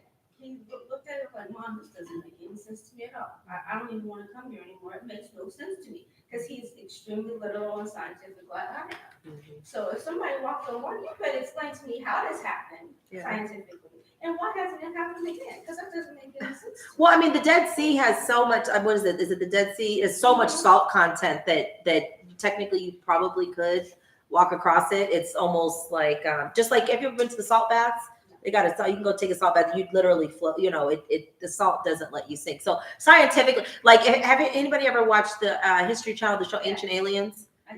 They explain a lot on there. They explain. I know. I love that show. There's some recent episodes of people returning. But it hasn't happened again. So they discovered how scientifically the sea may have parted, and that Moses maybe happened to have been there, or maybe not. But it's possible. Okay, let's talk about So this. you talking about you probably don't believe that story with the whole what is it? I don't believe hardly anything.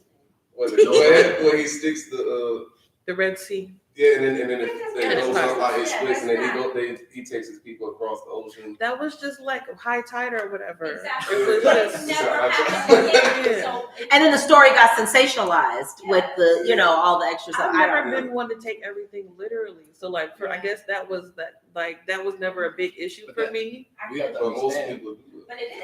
And I get that. I get it. That's what I'm A saying. lot of So- these things are mythology. That's why I Yeah. never- But see, that's the way I look at it. Like I have an aunt who's like because Jesus, and I'm like, oh, we can't talk. Because, no, 'cause, like literally, like I have like actual as an adult, I have real questions. And I'm like, okay, but why? Like, what's when you talking about Bishop Allen and how he talks about like real world application, not just the Bible.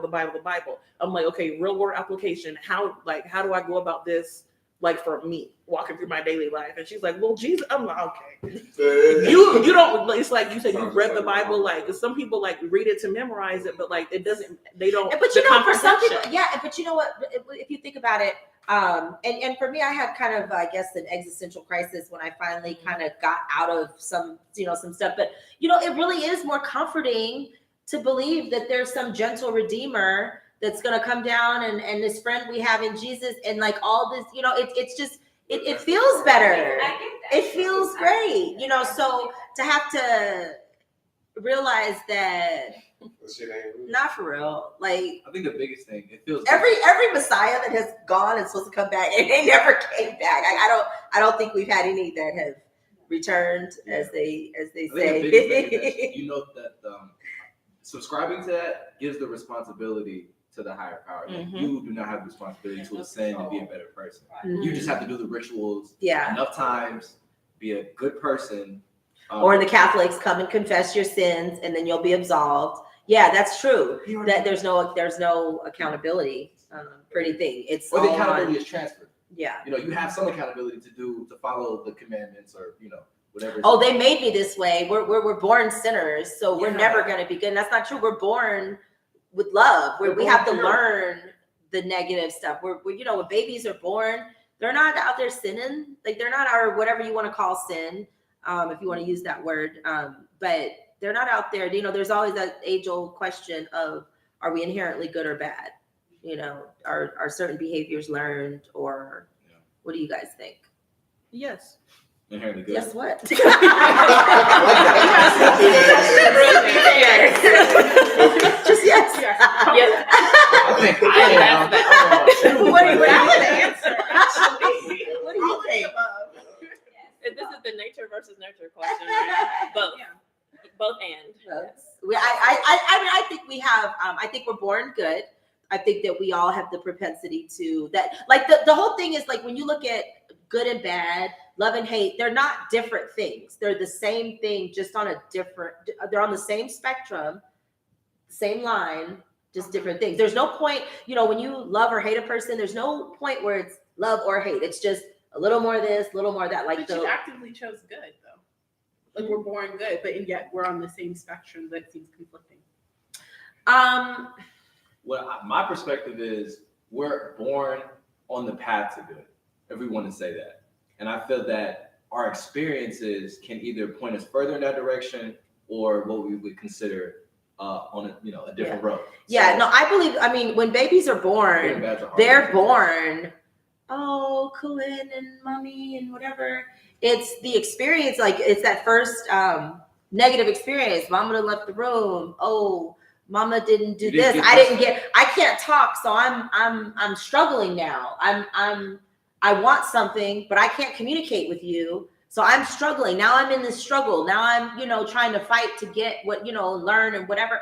I just think that we're born good and that our parents fuck us up. You know what I'm saying? Like whatever your parents, whatever your experience is as a baby, as a child, if you're nurtured, if you're not nurtured, if you're given the things that you want, if you're treated, you know how some parents, they got 10 kids, they treat them all the same, line up and do it, so it's the military. So you can, and similar to why you can have multiple children growing up in the same house. with the same parents doing the same things every day that end up very different because they came here with different needs, different wants, different whatevers. But no, I do believe that we come here full of light and love. We're coming straight from the source. There's nothing, we're uncorrupted when we arrive here. It's the experience. There is something wrong in their brains Yeah, I have that to they say. really cannot feel empathy or sympathy or. But is that evil or is that just a birth defect? Because see, nature, see, we've gotten to a society now where we want everybody to live, where everybody to be here. But nature doesn't say that. Nature expels and gets rid of people who are defective, okay? Animals that are defective. So we as humans have decided that no, we should all live, and now we're But I think that kind of is paying the that price we're for that. playing God.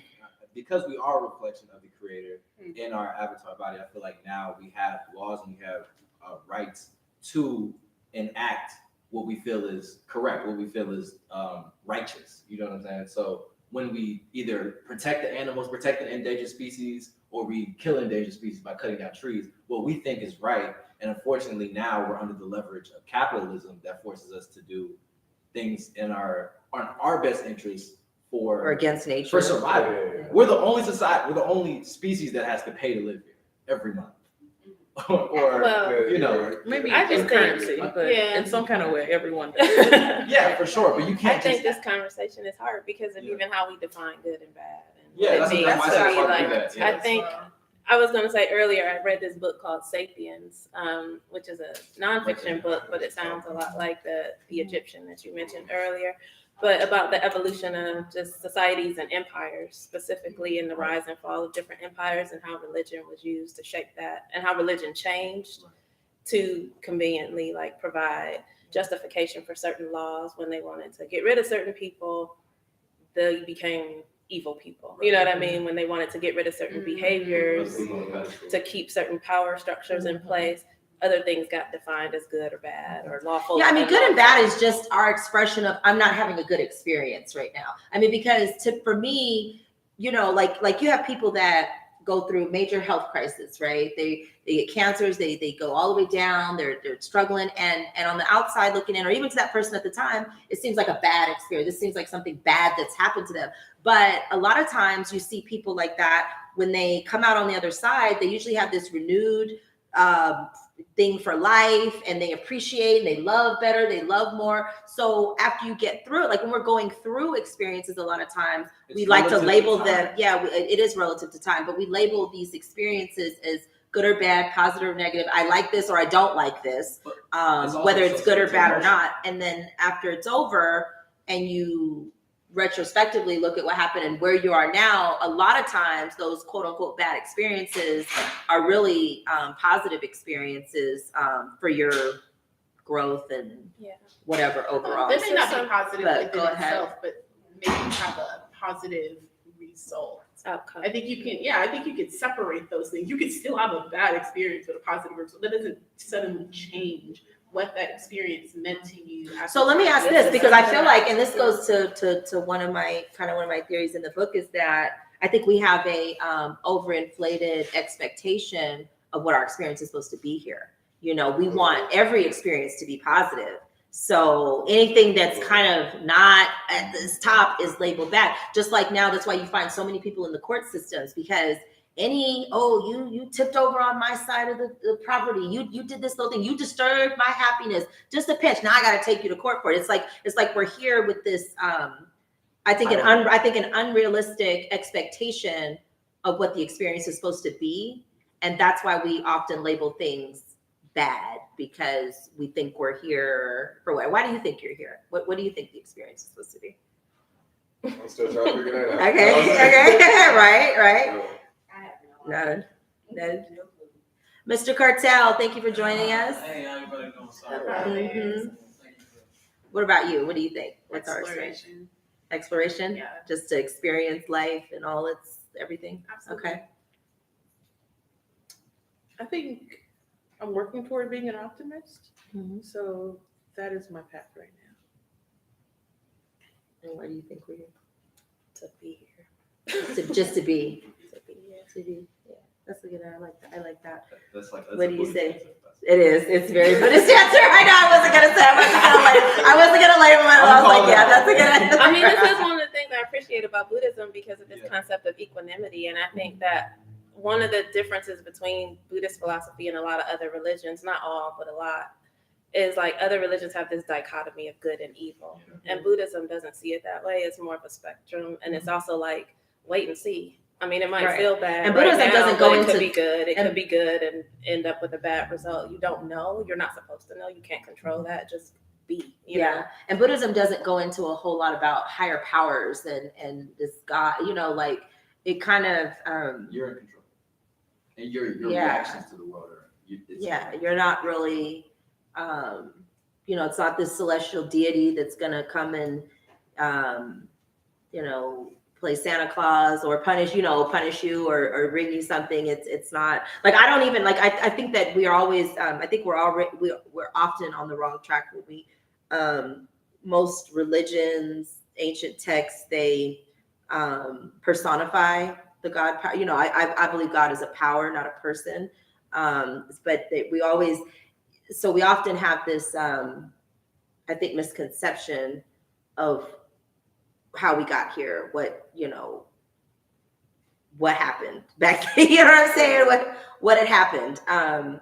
And I think that's one of the reasons I do like Buddhism, because it doesn't go into all that. There isn't this system of crime and punishment from this power. It teaches you to really just go inside, to look into yourself, to just be, to meditate, to there's ask karma, the answers that come Yeah. back. Yeah, karma, and that's the thing too. And a lot of people miss. which and is my cause book- and effect. yeah, It's my book not addresses good or karma in a couple of sections, because people misunderstand karma. Like, to me, karma is one of the, or it's really the only universal law, the only thing that really is.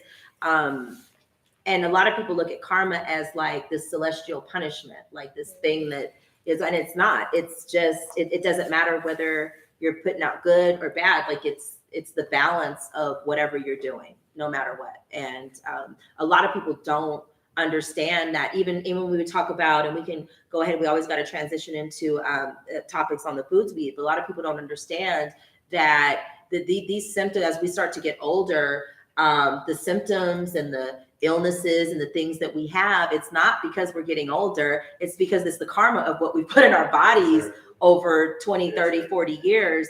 And there's a balance. There's there are, we're not supposed, I think most of the population eats probably 80% of things that are not meant to be eaten by the human body. And so there is a price to pay for that. Like it's, And the biggest thing is that it wasn't available.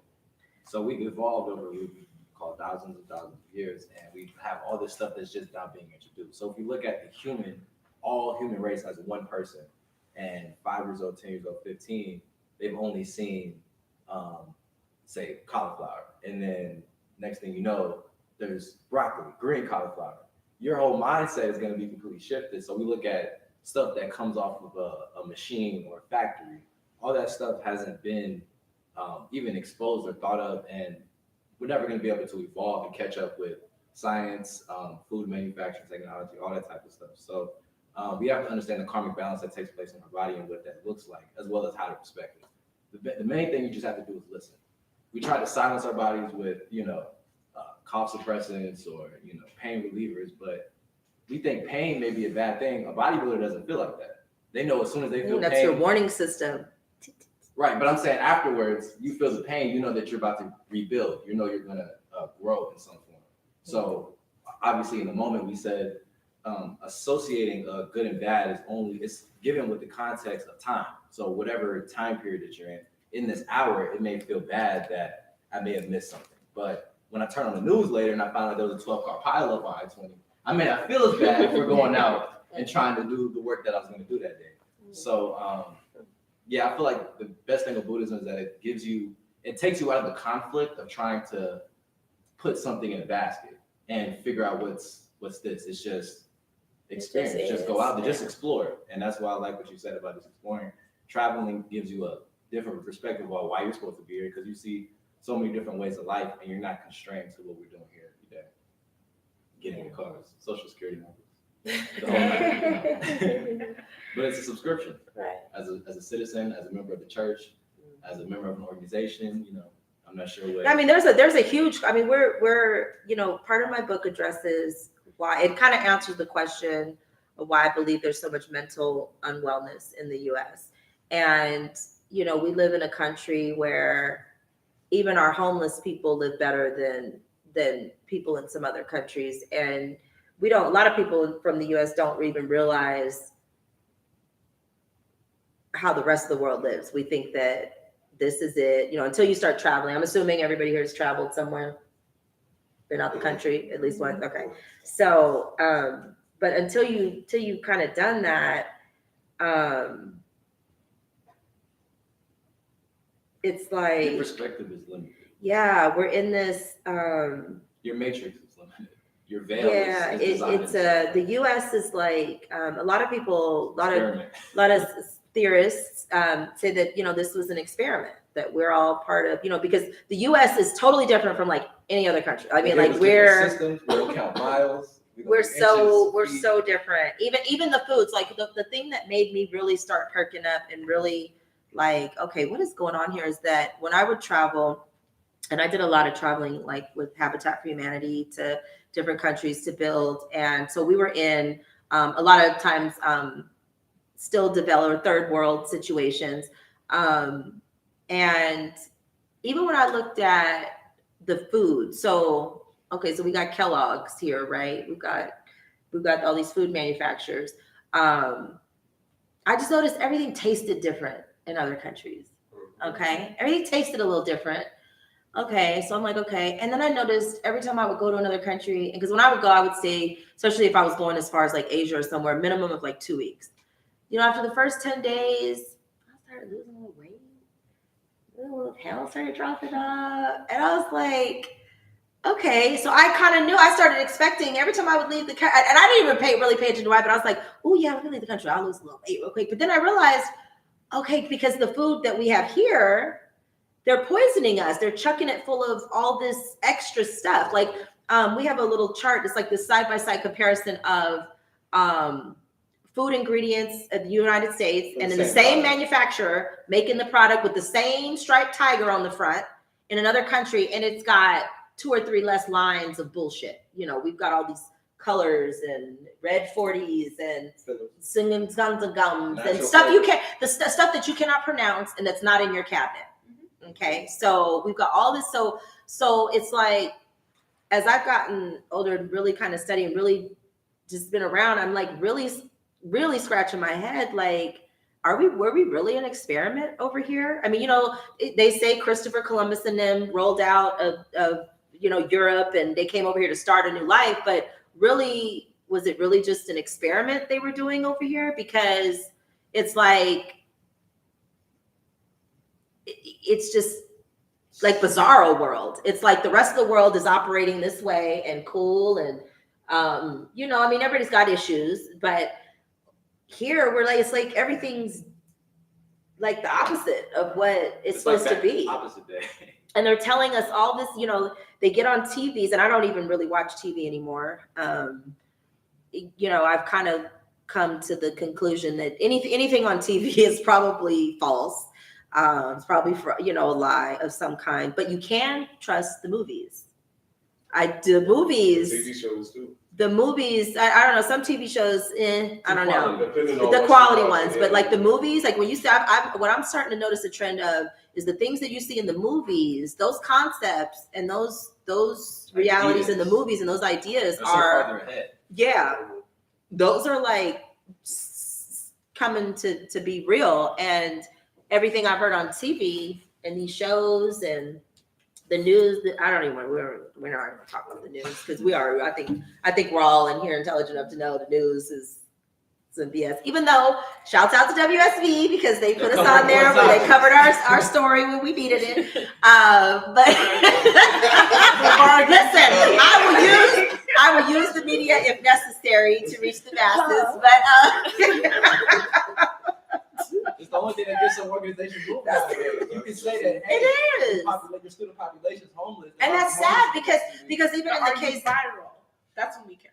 Right. Exactly. Right, For 2 right. minutes. And that's the thing. It's like and that was the saddest part for me having to go after Morehouse College was that it was a really sad day in Black history because it was like you don't want to do anything. I'm not getting your attention because you want to do right by these young men. You're just concerned about the media attention, and you're just concerned about your image and your donations. You're not putting these kids first. So it's just Because you're in compliance. Come on now. right.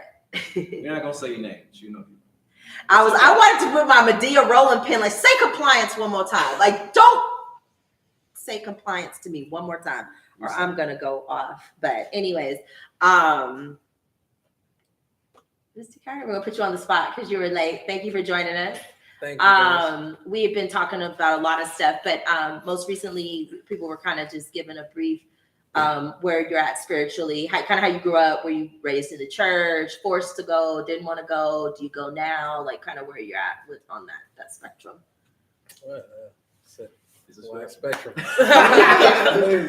Well, I grew up mainly, Christian, Okay. but I have Muslims in my family, apostolic, Okay.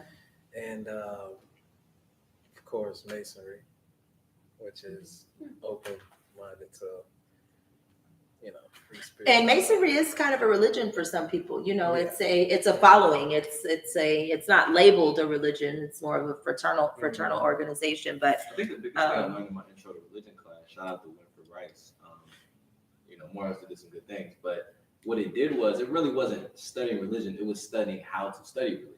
So first what we did was we took out the genders when we talked about deities. The second thing we did was we had to understand the origination of a lot of these things, and then we had to get some criteria. So a lot of different philosophers have different definitions for what a religion is. Some people believe being a democratic religion according to certain criteria. So if you say being in a band could be a religion if you do it in a certain way. So if you have certain rules in that band and it says that you must,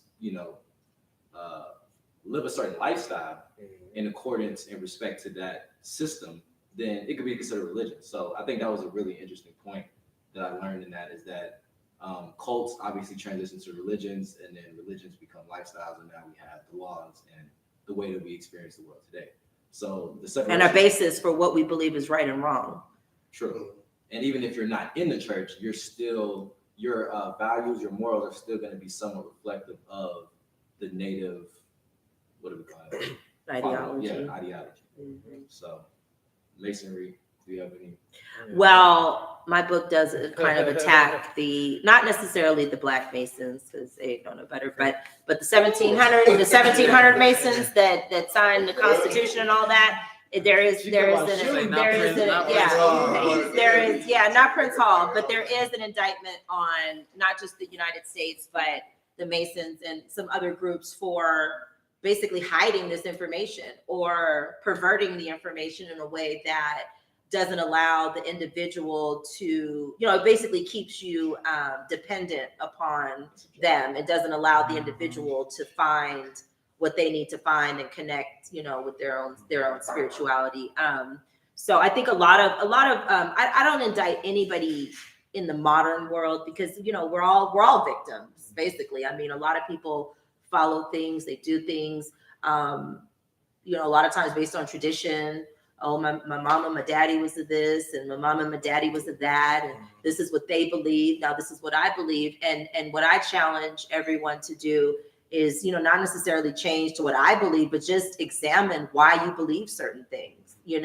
Have you gone out there and explored what else is there to believe? Because 9 times out of 10, when the people they're trying to silence, the people that they tell you don't listen to them, those are the people you need to listen to. You know what I'm saying? Like, and so for me, I know when I got to college and started studying philosophy, it felt so good just to kind of open my mind, and I could just get me a clean slate and just start fresh with, okay, what do I believe? What makes sense to me?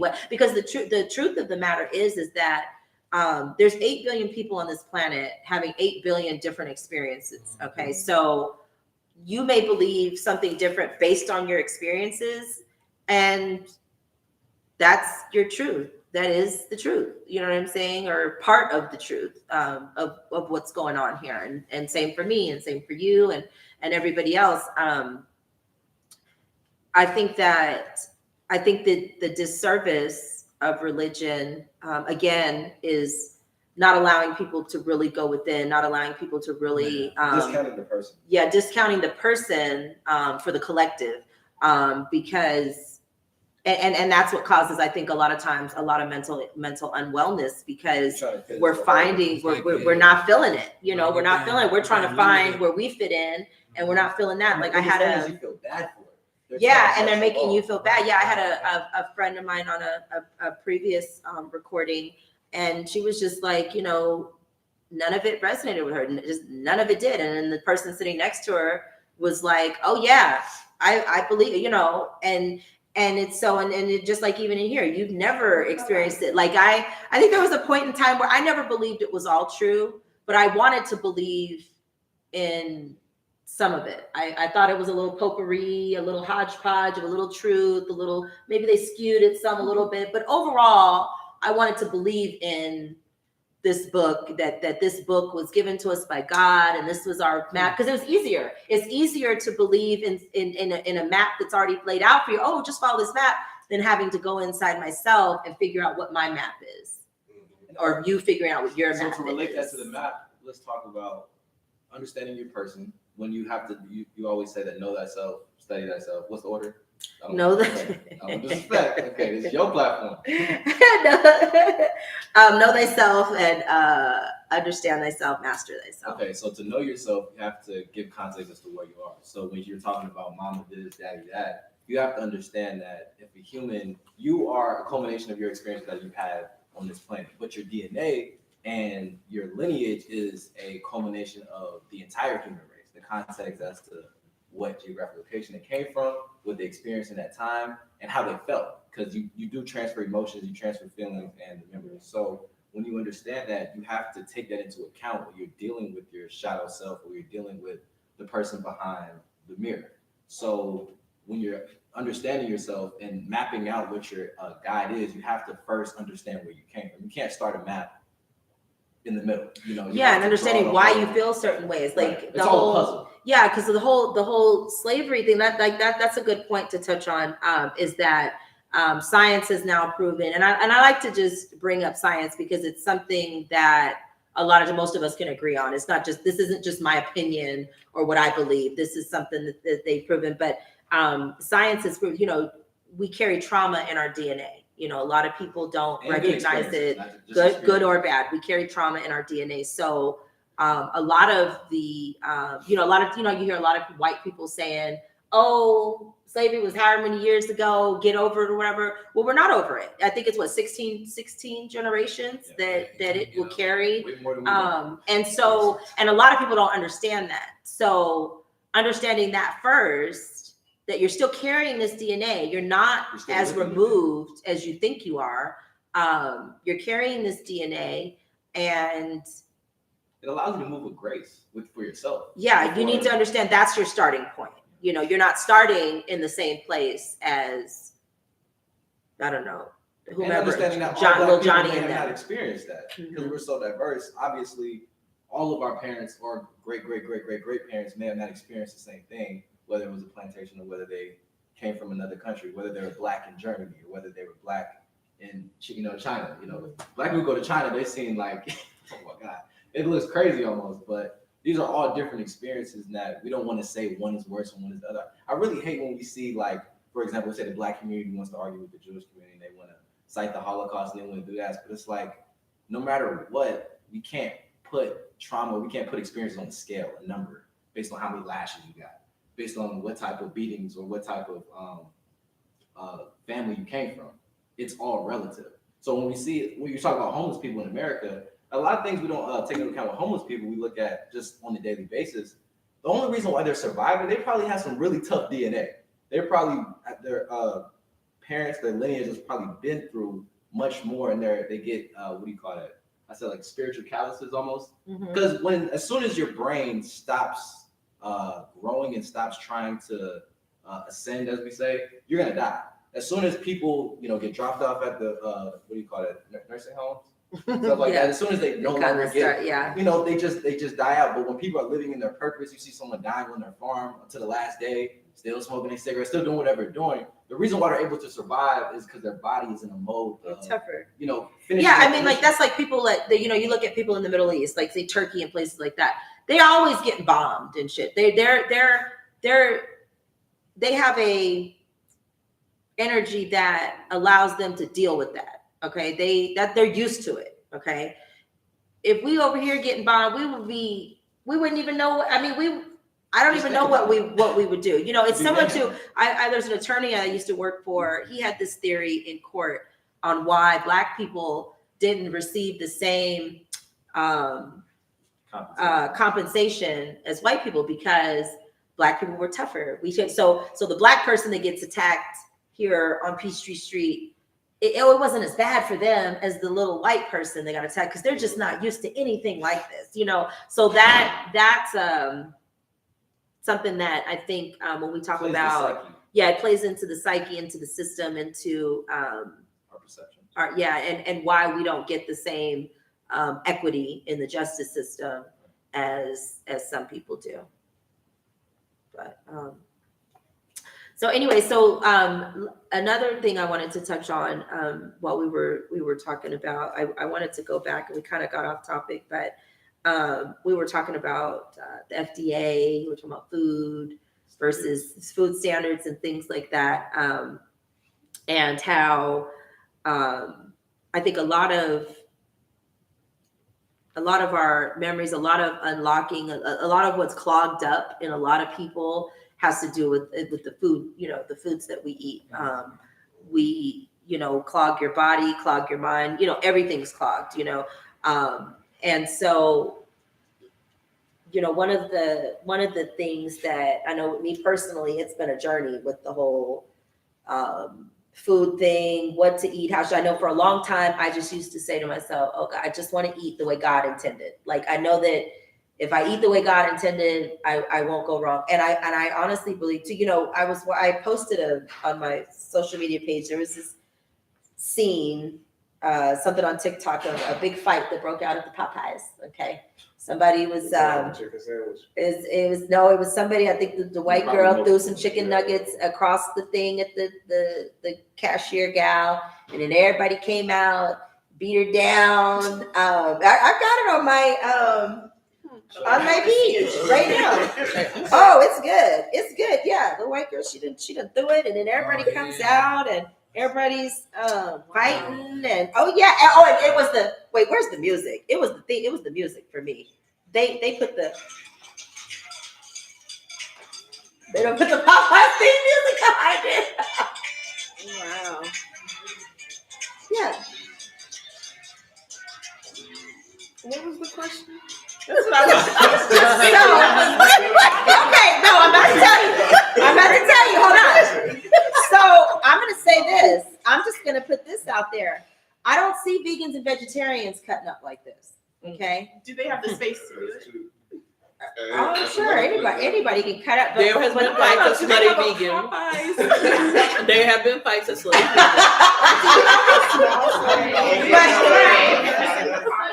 But in general, like it goes to for me, it speaks to when I see stuff like this. It speaks to they say you are what you eat, and all these people out here fighting over this meat and everything, and it just makes them savage. It makes people,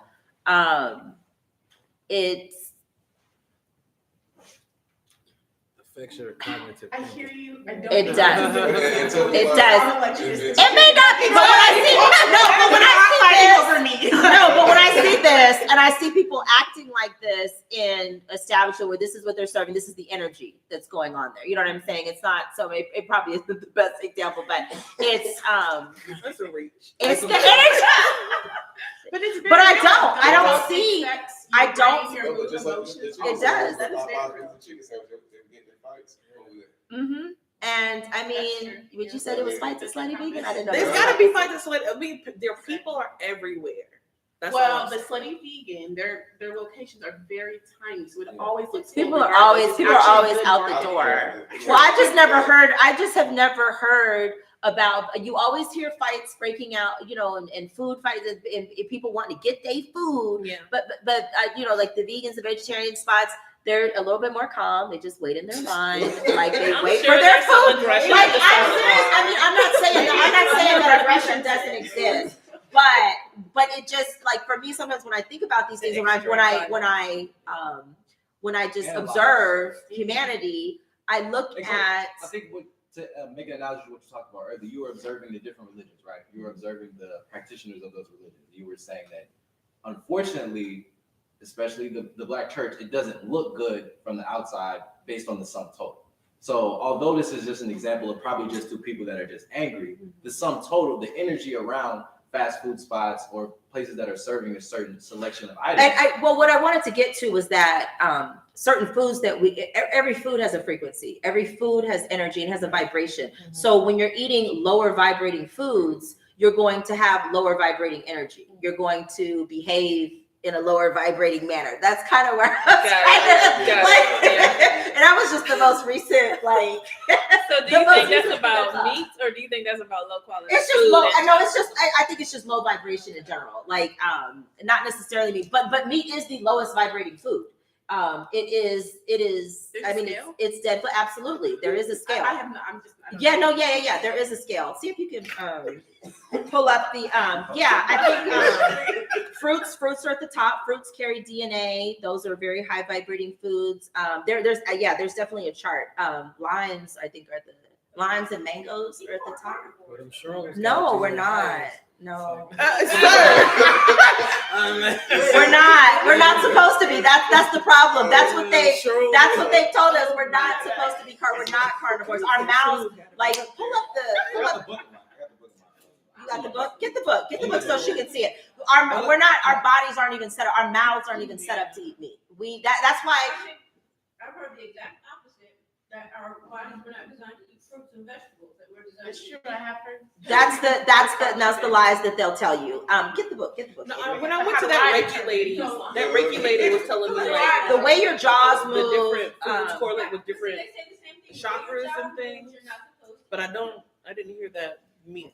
eat. I'm not getting yeah, into this and conversation. so meat, like, if you think about so mammals and animals, you know, we decompose, right? You know, anybody that's ever been familiar with, like, the burial industry, you know, we gotta get a casket, we gotta lock it tight, because as meat or as mammals decompose, those gases, all that stuff, you know, comes out, they gotta keep it back. So when you eat meat, when you eat another mammal, you know, your body does not digest meat. It sits there and then it continues to decompose.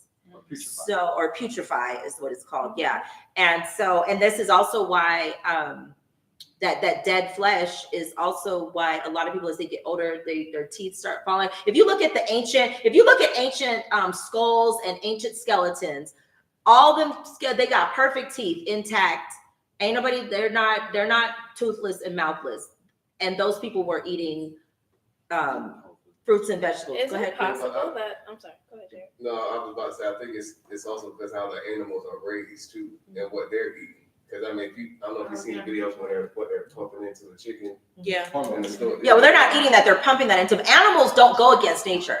An animal, what is it? A lion, you're never going to see. Well, I was about to break that down. So Go ahead. You go ahead. You're good at that. Analyze the animal kingdom. When we look at to compare something like a lion, a tiger, a baboon, and things like that, we understand that they operate in what's most efficient. So the only animals that actually eat flesh, they eat it raw and they kill it themselves.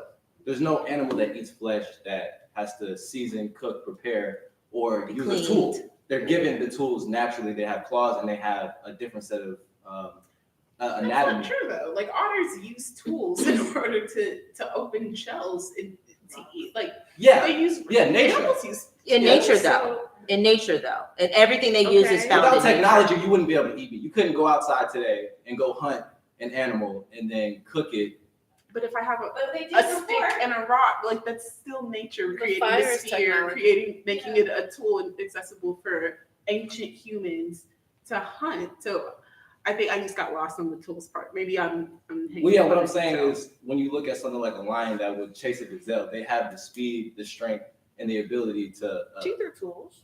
You said what? No, continue. Teeth are tools. Don't go there with me. Don't do it. Mind is strength. So we have a They different are. strategy and approach. Oh yeah. We're so smart now that we Now have food invent that. Yeah, the point is not what hold on, let me just clarify. The point is not what we can do as humans. Yeah. As humans, we can do whatever, we can make shit happen, we can change things, we can adjust and adapt. It's about what we were intended to do How is that not what originally. we were intended to Well, if do you look at the originally? length That's of the part guys- Well, because you can look at the deterioration of our bodies. You can look at the damage that we've caused ourselves. That kind of tells you that it's not what we were meant to do. But let's let him finish his thought, and then we'll get back to the Just challenges. to relate to anatomy too. Here it was saying that the GI tract is a lot larger in carnivores, 65% larger, to be able to hold the prey, and their GI tracts are actually smooth, so that way no meat is left in there. It all passes through. And in our tract, there's actually a lot of ridges, and that's why we get a lot of chronic constipation in meat eaters, because it gets stuck in there. And that's why fruits and vegetables are the most optimal thing, because when you eat fruit, it turns to water, H3O2, and it goes through your body and assimilates in a different way. Obviously, we know that meat and flesh decomposes over time, and that's why we get a lot of different symptoms, or even spiritual symptoms that we were talking about, just being more aggressive. If you're eating an animal that has a lot of hormones, that's why we see a lot of even younger girls going through puberty a lot sooner, just because they're eating chicken tenders and fries almost every day, because there's hormones being pumped into it. It all goes in there. It all is getting digested. And when there were obviously civilizations that ate meat over time, but it was also in a spiritual manner. We understand the natives and the indigenous people that were on this land, even the bison, they would pray and they would, what do you call that? They would acknowledge the spirit of the animal before they ate it. I'm sure we pray over food for nourishment and healing. As a ritualistically, not Right. really because we. But no one really cares about where the chicken came from. Right, nobody cares for the chicken. Yeah, Well, you okay, can do it yourself. Here's my question. I'm not disagreeing with you. No, it's not. But It's not like even about a disagreement. half Whatever. my family is vegan and half is not. Uh-huh. And obviously a lot of people House in my divided. a lot of people in my spiritual community are vegetarian or vegan. I'm just like we were talking about with the religious traditions and the spiritual practices. I'm just wondering if it's possible that some people are meant to eat meat and some are not. Some Well, that's are what they're gonna designed say, to too. and some cannot. Talking You know what about- I mean? And that goes with eating. I read the book, eating for your blood. Blood type. For Oh, your yeah. type of body. I read that too. Your body Yeah. type. Yes, when we talk about geographical location as well, we understand that Africa is the motherland of all, life. We know that there was an abundance of vegetation. That's what was most natural. That's what we were able to use. But when we had people go out, such as to the Caucasus Mountains, they had a different energy about getting their resources. They hunted more and they ate a lot more meat. So they look different, even though overall we haven't evolved to do that. Obviously, depending on your DNA, you can't have different things that are optimal for you. So there's definitely no argument that every human is different. No one believes that any diet is most optimal for everybody. But when you understand human anatomy and physiology, there are certain laws of the universe that you have to respect, no matter what, when it comes to what the karmic response is going to be whenever you eat something. So no matter what, we understand that soda, you're going to burp. The gas has to come out in some way. So little things like that are things that we just have to understand on a spiritual level and a physical level. So on the spiritual level, what you were saying was the energy of eating dead items overall puts you in a lower energy and more, cannibalistic. You want to hurt somebody. You see people like, are y'all familiar with the Liver King? Have y'all seen? So there's this guy that he has a niche, and he kind of just proposes everyone to eat raw organs. No. Yes. So he actually sells products. He sells liver in a pill almost. So it's like you take an herb and you put it in a powder, you can put that into a capsule, right?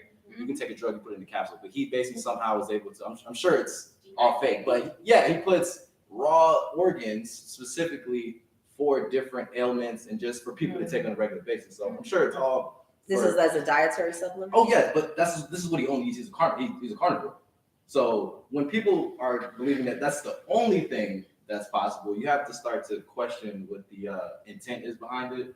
And now we've come out to find that he takes steroids and stuff like that. I think that was recent. But you see him and he's always, he's super tight and he has like, his blood is pulsating at a very alarming rate. So it's just little things like that you can see. It's kind of like a trend. Obviously, I don't think every meat eater is a bad person, but when you look at overall the energy that goes into some of those rituals, because it is a ritual. What you eat is a ritual. I think it's not to cut you off, but I think it's one of the things like, as humans, we evolve over time with our environment. You know what I mean? And if you look at how our teeth are designed, I mean, it's designed to rip through flesh. Look at the fangs. These aren't. We don't have fangs. Yeah, too. You know what I mean? We do got fangs. You know what I mean? Yeah, Canines, too. fangs. Right. Like, that's designed for meat, flesh, and then you have the molars, which is more designed, I would say, for plant-based food. Mm-hmm. So it's kind of like we're omnivores and herbivores. Right. It's Yeah. like That's a why I wanted to mixture. share this chart with y'all, because it kind of goes into that. But obviously the predominant, you have two canines. When you look at something like a dog or a tiger, you see that those are all the teeth that they have. Mm-hmm. So you can see that we have the ability to consume it, Mhm. but overall we're still not there yet. So we just have to understand where we are on that scale, and it is a spectrum. Mhm. You know what I'm saying? Obviously, we may believe that some white people, some Europeans from Caucasus Mountains could have a higher rate of digestion and absorption of certain things, Mhm. but there's some people that I can't eat a pistachio or I'm gonna die. So it's little stuff like that we have to take into account. But this is a really good book by Dr. William Richardson. I met him the other day at Wadada. Shout out Wadada. But it's just a chart. Hey, Madonna. Just explaining the human anatomy, comparing us to carnivores and herbivores. But yeah, we are able to go in the middle, eat nuts, vegetables, fruits, and grains. But it does explain what the oral composition of humans is in comparison to other animals. So I So was it just goes back to the religion thing I was talking about, where everyone has their beliefs and who's right and who's wrong. Yeah. Because there's someone that has information using the same, what is our mouth designed to do, what are our intestines designed to do, and they will say the opposite. of what Yeah, it people is. can always flip information, but the physiology of it you can't really deny that part. Like when you look But at I think her point is that you are saying the same thing that other people would say. It would be opposite. So I can't make Come this into work. different Sure. conclusions. Even going back to what you said about how you like to use science, because you can't deny science. But well, no, you can. No, you can't. You can't. No, I didn't say you can't deny it. I said we all generally agree on most things. But no, you can definitely deny. So science is only good enough for its own. Science is like a baby. Science can only deal with its low level of consciousness. Science will, if science can't measure something, it believes that it doesn't exist or not true. And just because you haven't created the device to measure it yet, doesn't mean that it's not true. But I do think that device and measures it differently, and now it's true for them. So you have all these people waiting that science, whereas that science. Right. So it's Yeah. and there's no truth, like you said, there is no truth. Right. Like, there's no absolute truth. There's no Absolute absolute truth. I do think that in some ways, like you said, we did evolve over time. And I think that in some ways there was an absolute truth when we were first created. Whenever that, I don't think we really are going to ever know when the first human came up on this planet. It's so far back, but I think that there was a intention at that time. And I think that over time there have been series of humans, I guess, if you could say. I believe the Asians were a series, the Africans were a series, the white people, these mutations, whatever you want to call it or however you want to label it, certain series. And that may be what you were saying, that some people can process certain things. I don't think that at a different rate. I think that overall it's more difficult.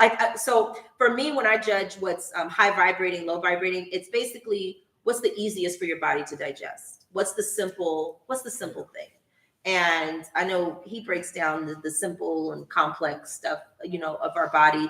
But fruit is the easiest thing to digest. You know what I'm saying? So when we're talking we about look science, at- we're saying what we I can can't measure. eat a whole lot of fruit, actually. My doctor doesn't recommend it. Well, So- why? so- Why can't you, JW? Are you not eating because your doctor doesn't recommend it? Right, well, because because they want to prescribe you medication. But Well, actually, mine does not. He goes to medication less. I actually want Okay. some drugs, but he won't. You're in a better position than most I might people. be going to a different doctor. right, give me my dope. But for me, as I've gotten older, and it goes back to the preservatives and everything that the food industry has changed, and I certainly wasn't caring about that in my 20s or my 30s. I would not tell you how old I really am. But my body. She's probably like 80, looking like 30, right? My body does not know the difference between a donut and a strawberry. So sugar-wise? Yes, sugar-wise. So Yeah. Your body has evolved over time as well. I gain a lot of weight. But I prefer to eat the strawberries. Yeah. But I'm going to choose a strawberry or the donut today. Sometimes I'm going to have the donut. My body doesn't know the difference. How do you know your body doesn't know the difference? Because we did some blood work and we did some urine testing as well. And the weight that I put on, it doesn't matter if I'm going to eat a strawberry or a donut. My body holds on to it. But what about how you feel? Oh, I feel better when I eat a strawberry. Okay. But my body is going to say, I'm going to make you gain weight if you eat strawberries or donuts. But your body is how you feel. Mhm. I mean, regardless of the weight. I mean, the weight is one thing. The weight is something we all kind of Right. maybe I don't feel- like, I but. feel worse with more weight because I have too much more weight for what I should have. Mhm. I'm not overweight. So are you eating too many strawberries? I do eat them. I just- Yeah, I mean, because the thing is, I mean, whether you're eating good or bad, Yeah. if you eat too much, it's still too much. Yeah. Go ahead. What are you going to say? No, I was going to speak to her in her situation because we have to respect that no matter what. Because one thing that got me on my health and wellness journey was I became lactose intolerant over time. And I used to eat cereal and milk every day before school. It don't religiously, 2 bowls, 2 different types of cereal. It don't matter. Refill. Right. And then one day I'm almost throwing up. I'm almost, bloated. I can't even make it to school. I'm like, whoa. So what I understand, what you have to understand is that your body creates responses and it adapts to what you give it. So what it seems like is happening with you is that. And just because we've evolved over time doesn't mean it's a good thing. Like we're having to counteract what we're doing to ourselves. It's a family history of diabetes.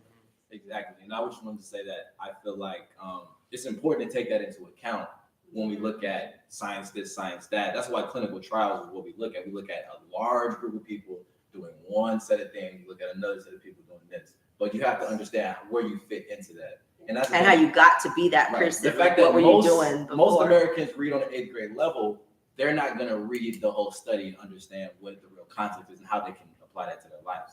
You're just going to want to listen to one influencer, one person that tells you this is the way. And we try to definitely not do that. As the fraud department, we're here taking this time to uncover the truth and figure out what applies to us, what's relevant. So it's really dangerous, especially when it comes to health, especially when it comes to what you put in your mind or your mouth, whether it's religion, whether it's food, strawberry, or donut. It's all relative. So and the big thing is to be able to listen, be able to understand your body, your own, because I know with me, sometimes I go to the doctor and they may be saying one thing and I'm like, and I've told the doctor before, no, I know my body and I know that this is what's going on. Your test doesn't show. Huh? What the doctor said about me being a fever burner. Oh yeah. So when he was a baby, he used to run fevers all the time. And I'd be taking him to the pediatrician and what's wrong? And a doctor just told me, oh, some babies are just fever burners.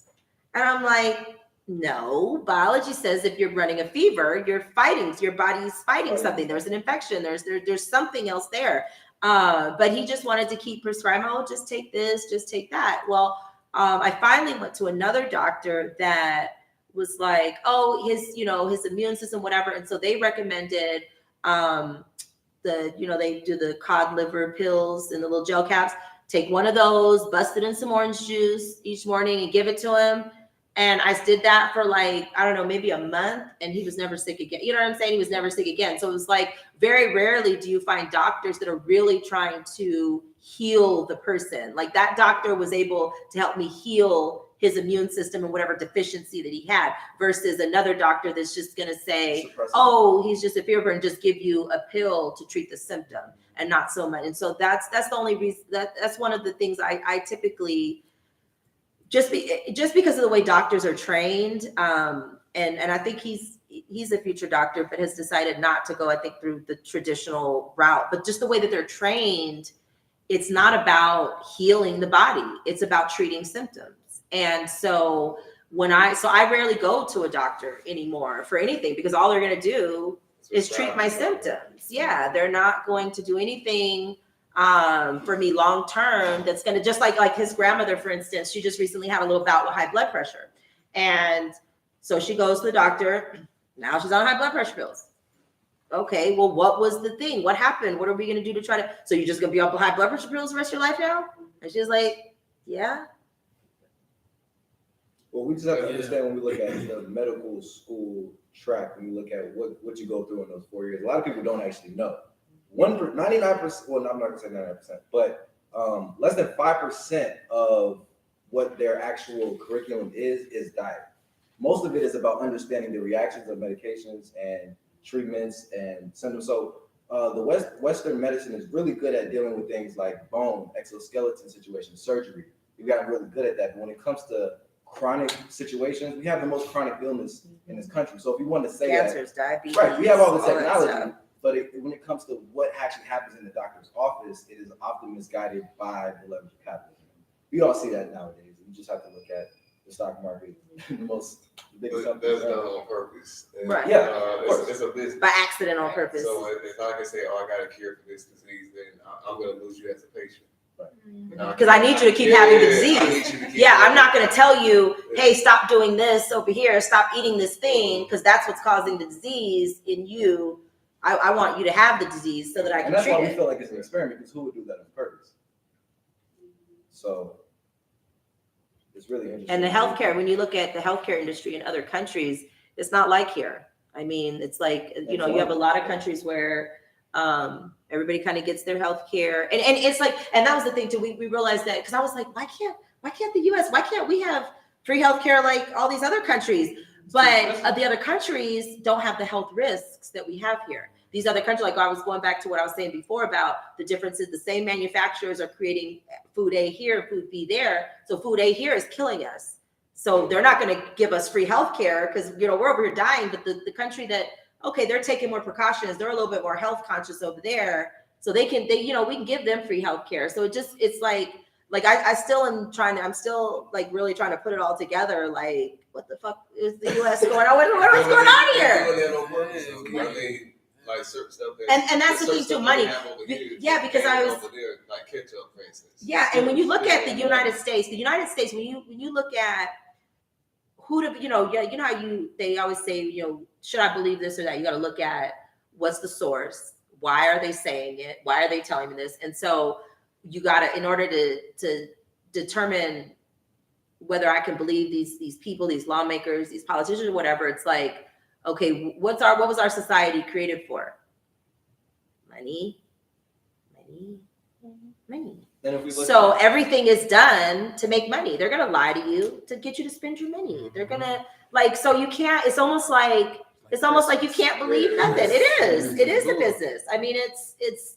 So that's one of the journeys I'm on, is really trying to understand, like, for real, were we really an experiment? Are we?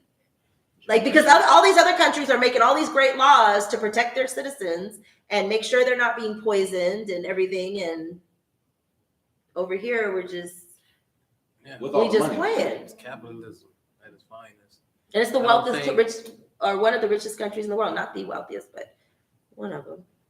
I think we're in the top 5, right? When we look at what Yeah, we yeah, actually are yeah. founded off of, Sort of. we want to talk about the Minus the separation debt. of the colonies from Britain. I don't want to go. That's a whole other topic. You're talking about that, but yeah. Are we? Are we really in that? One of the biggest things we don't remember. I mean, Biden funded. Money's fake. You know, we're printing money. How are we in debt? That's one thing I never understood. How are we in debt? We're printing money. Just printing. You know, Drop of a hand. and get mad at the scammers. And they're the biggest scammers. They're the biggest scammers there are. That's wild. No, but it kind of piggyback on the FDA situation. I was thinking, I don't know if you all heard it before, but it says that meat actually produces B12, the vitamin.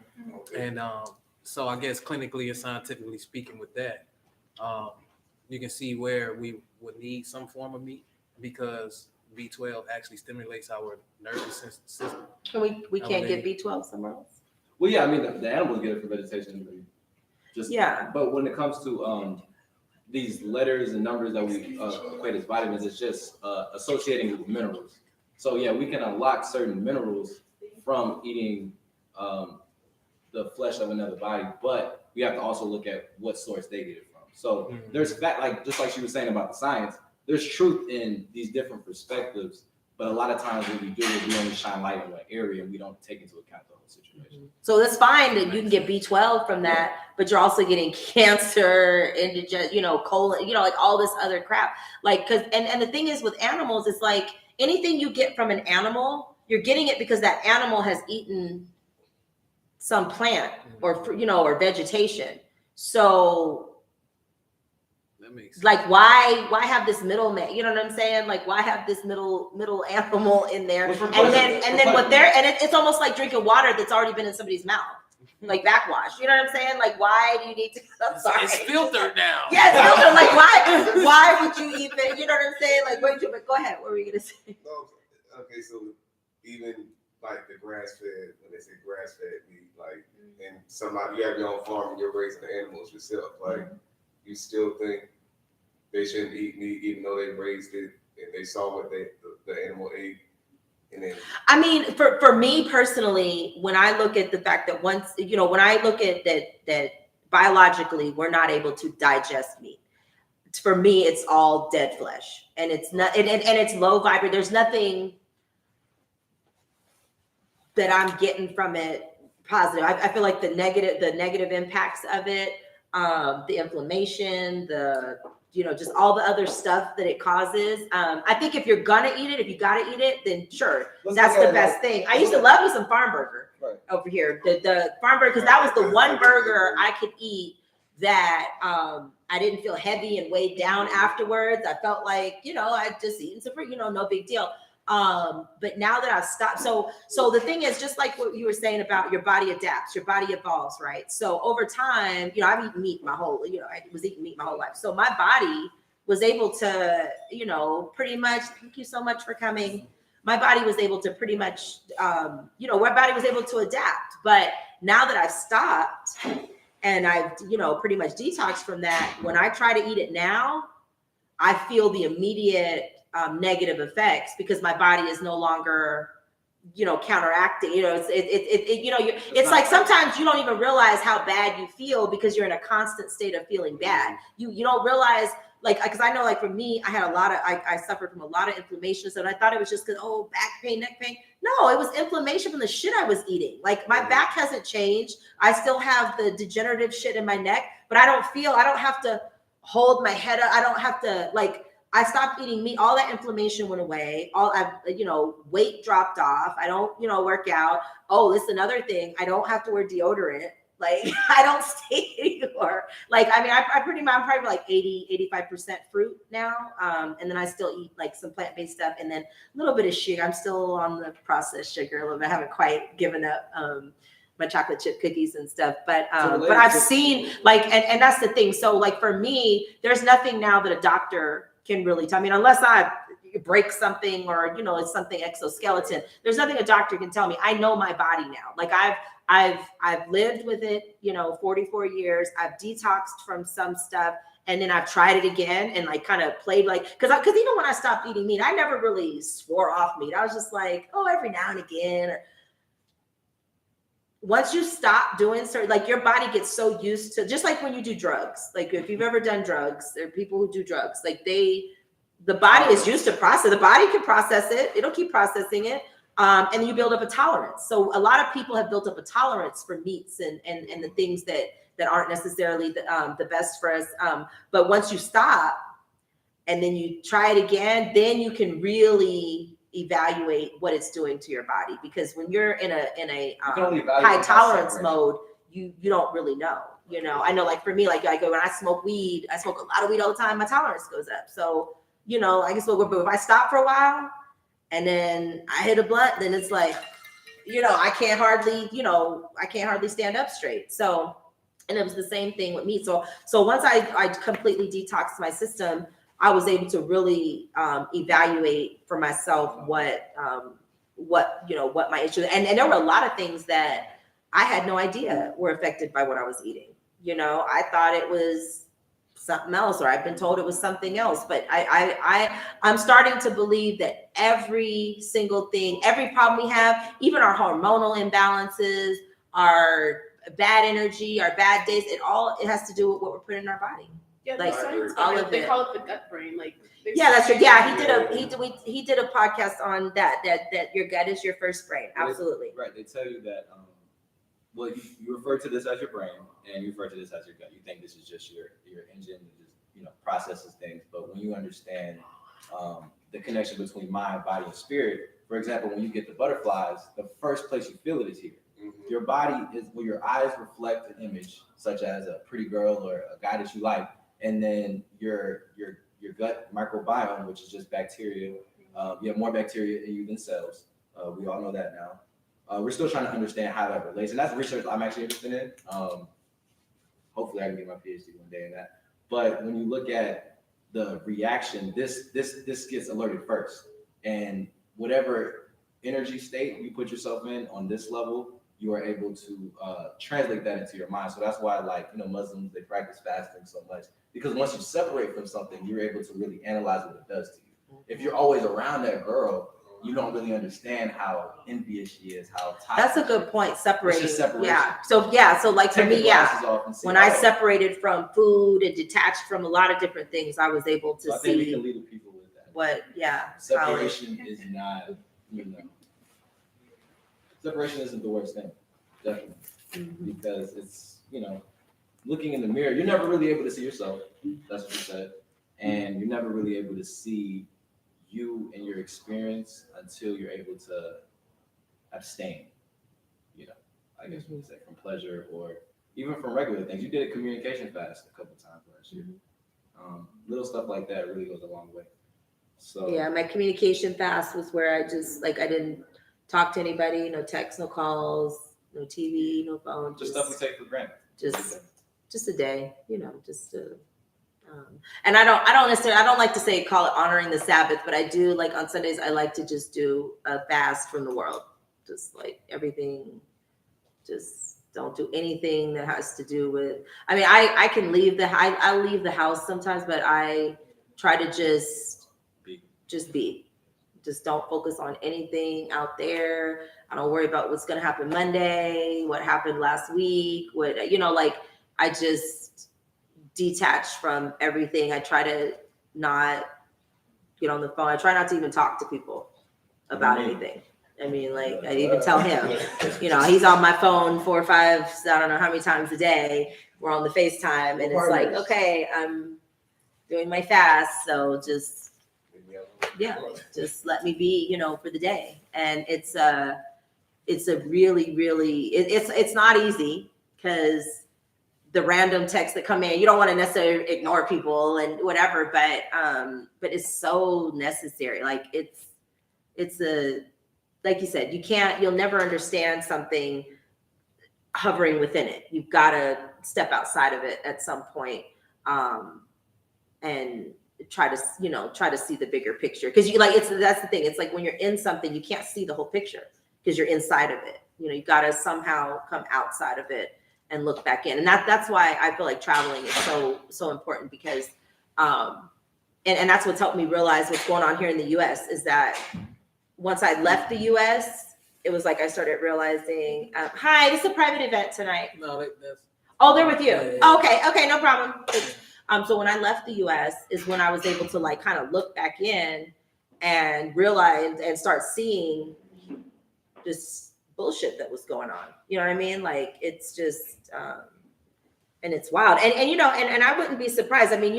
There's no shortage of experiments on at least African Americans. They've always been experimenting on us. So is it too much of a stretch that the whole country was an experiment? Bring the Africans over here, and we'll start this big experiment. Is that we think that we just separated from England because we wanted to make money and colonialism, all that. We didn't separate them. They sent us over here. The English. Let me finish. once we got here, once we declared independence, we had to declare something. But the main reason was because they were talking about abolishing slavery in the islands, and we didn't want that here. So they didn't talk about that being a reason, obviously, when we go to school and stuff like that. But that was a big reason if you look into the history, that we ended up declaring our independence and trying this thing out, dehumanizing people, stripping them of all their identity and using them for free labor. So, Yeah, because that's the thing too. Slavery, I mean, every race of people, every group of people has been enslaved at some point, but with us, they kind of took it to another, like that next level. It was like generational. A lot of people were enslaved where they were. They weren't separate. They were enslaved, but they still knew who mom and daddy was. They knew where they came from and who enslaved them and whatever. They weren't necessarily separated from their whole everything and continent. Yeah, and then the language and all of that. I think there's enough podcasts on that topic. We can beat that horse to death. But anyway, is there any last thoughts? Or I really have enjoyed the conversation today. Any last thoughts, comments, questions that we can maybe talk about next time, or things to? I think because I'm on my journey to be an optimist, I will circle back to your pertinent statement that we carry trauma in our genes. I think it's important to remember that we also carry healing in our genes. Absolutely. You think? Any last thoughts? It It was a great talk. Yeah, I really enjoyed it. Anything? I'm gonna do some research. Yeah, and like I said, I'm trying to do this often. Typically I've only had one or two people with me each time, but I kind of like this group. I really like. I wish that they hadn't had to leave so early, but yeah, I've really enjoyed this conversation. It's been good. It's like usually I like the conversations where other people have good things to contribute. I don't like necessarily talking the whole time myself. So. Well, I'm gonna definitely do some research on that B12. Because they say we can't get it from plants. Where else can we get They B12? say we can't get it from plants. We can't. Okay. Where can we get it? What did Dr. Sebi say about They say that about protein. They say we have to get our protein from meat, and that's not true. Also, that's the other thing about protein. Protein is in the blood, but Everything's you're not the cooked Liver King, so you're not eating it raw. But you're cooking it out. So unless you're eating your steak raw, you're not getting protein from it at all. And when it comes to just when we understand what proteins are, from a scientific perspective, foundationally, a protein is just a selection of cells that have a specific purpose, right? So whenever you add heat to anything, it changes its composition, even vegetables. So we know when it's just talk about one part of it. When you're talking about should someone eat meat if they watched it grow up and all this, it's the same thing. When you look at organic versus non-organic, there's a risk factor with anything, especially in this lab experiment that we're experiencing. So when it comes to pesticides, that's a significant risk when you're eating fruits and vegetables. There's a different risk when you're eating meat. So you just have to understand it in context. But so is B12 naturally found in our bodies? B12 it's naturally found in animal foods, as we see here, but it forms red blood cells. So when because if it's already in our body, are we depleting it and we need it, or so when we get minerals, it's a reaction that takes place. So what he's saying is that when you eat meat, you get a certain aspect of the animal that allows you to create B12. So when you get vitamin D from the sun, you're not actually getting it from the sun. What you have is melanin receptors on your skin and in your eyes, your pineal gland, that allow you to convert sunlight into vitamin D3. So when you see white people come on, Pastor. Okay. Right. Tell us about so it. When you see vitamin D3 supplements, you're not actually getting. It's not a natural form of the vitamin. Whenever it's in a capsule or it's in a form that is, not native to our being. So we have everything we need to unlock what we. Okay, we gotta repeat. This gotta be a topic. Yeah, we're gonna go back. He's gonna research B12. We're gonna have a whole thing on B12. We're gonna trust and believe. But anyway, we're gonna cut off the stream now. Feel free to get some more snacks, get some more juice, some wine, whatever you want to get, and we'll wrap. We'll cut. What do they say on set? Cut. Yay. Good, yeah, woosah. Good stuff. This is good. Yeah. Thank you guys so much for coming. I Thank you really for do having appreciate it. us. Yeah. So you guys will be on the little thing from now on. If you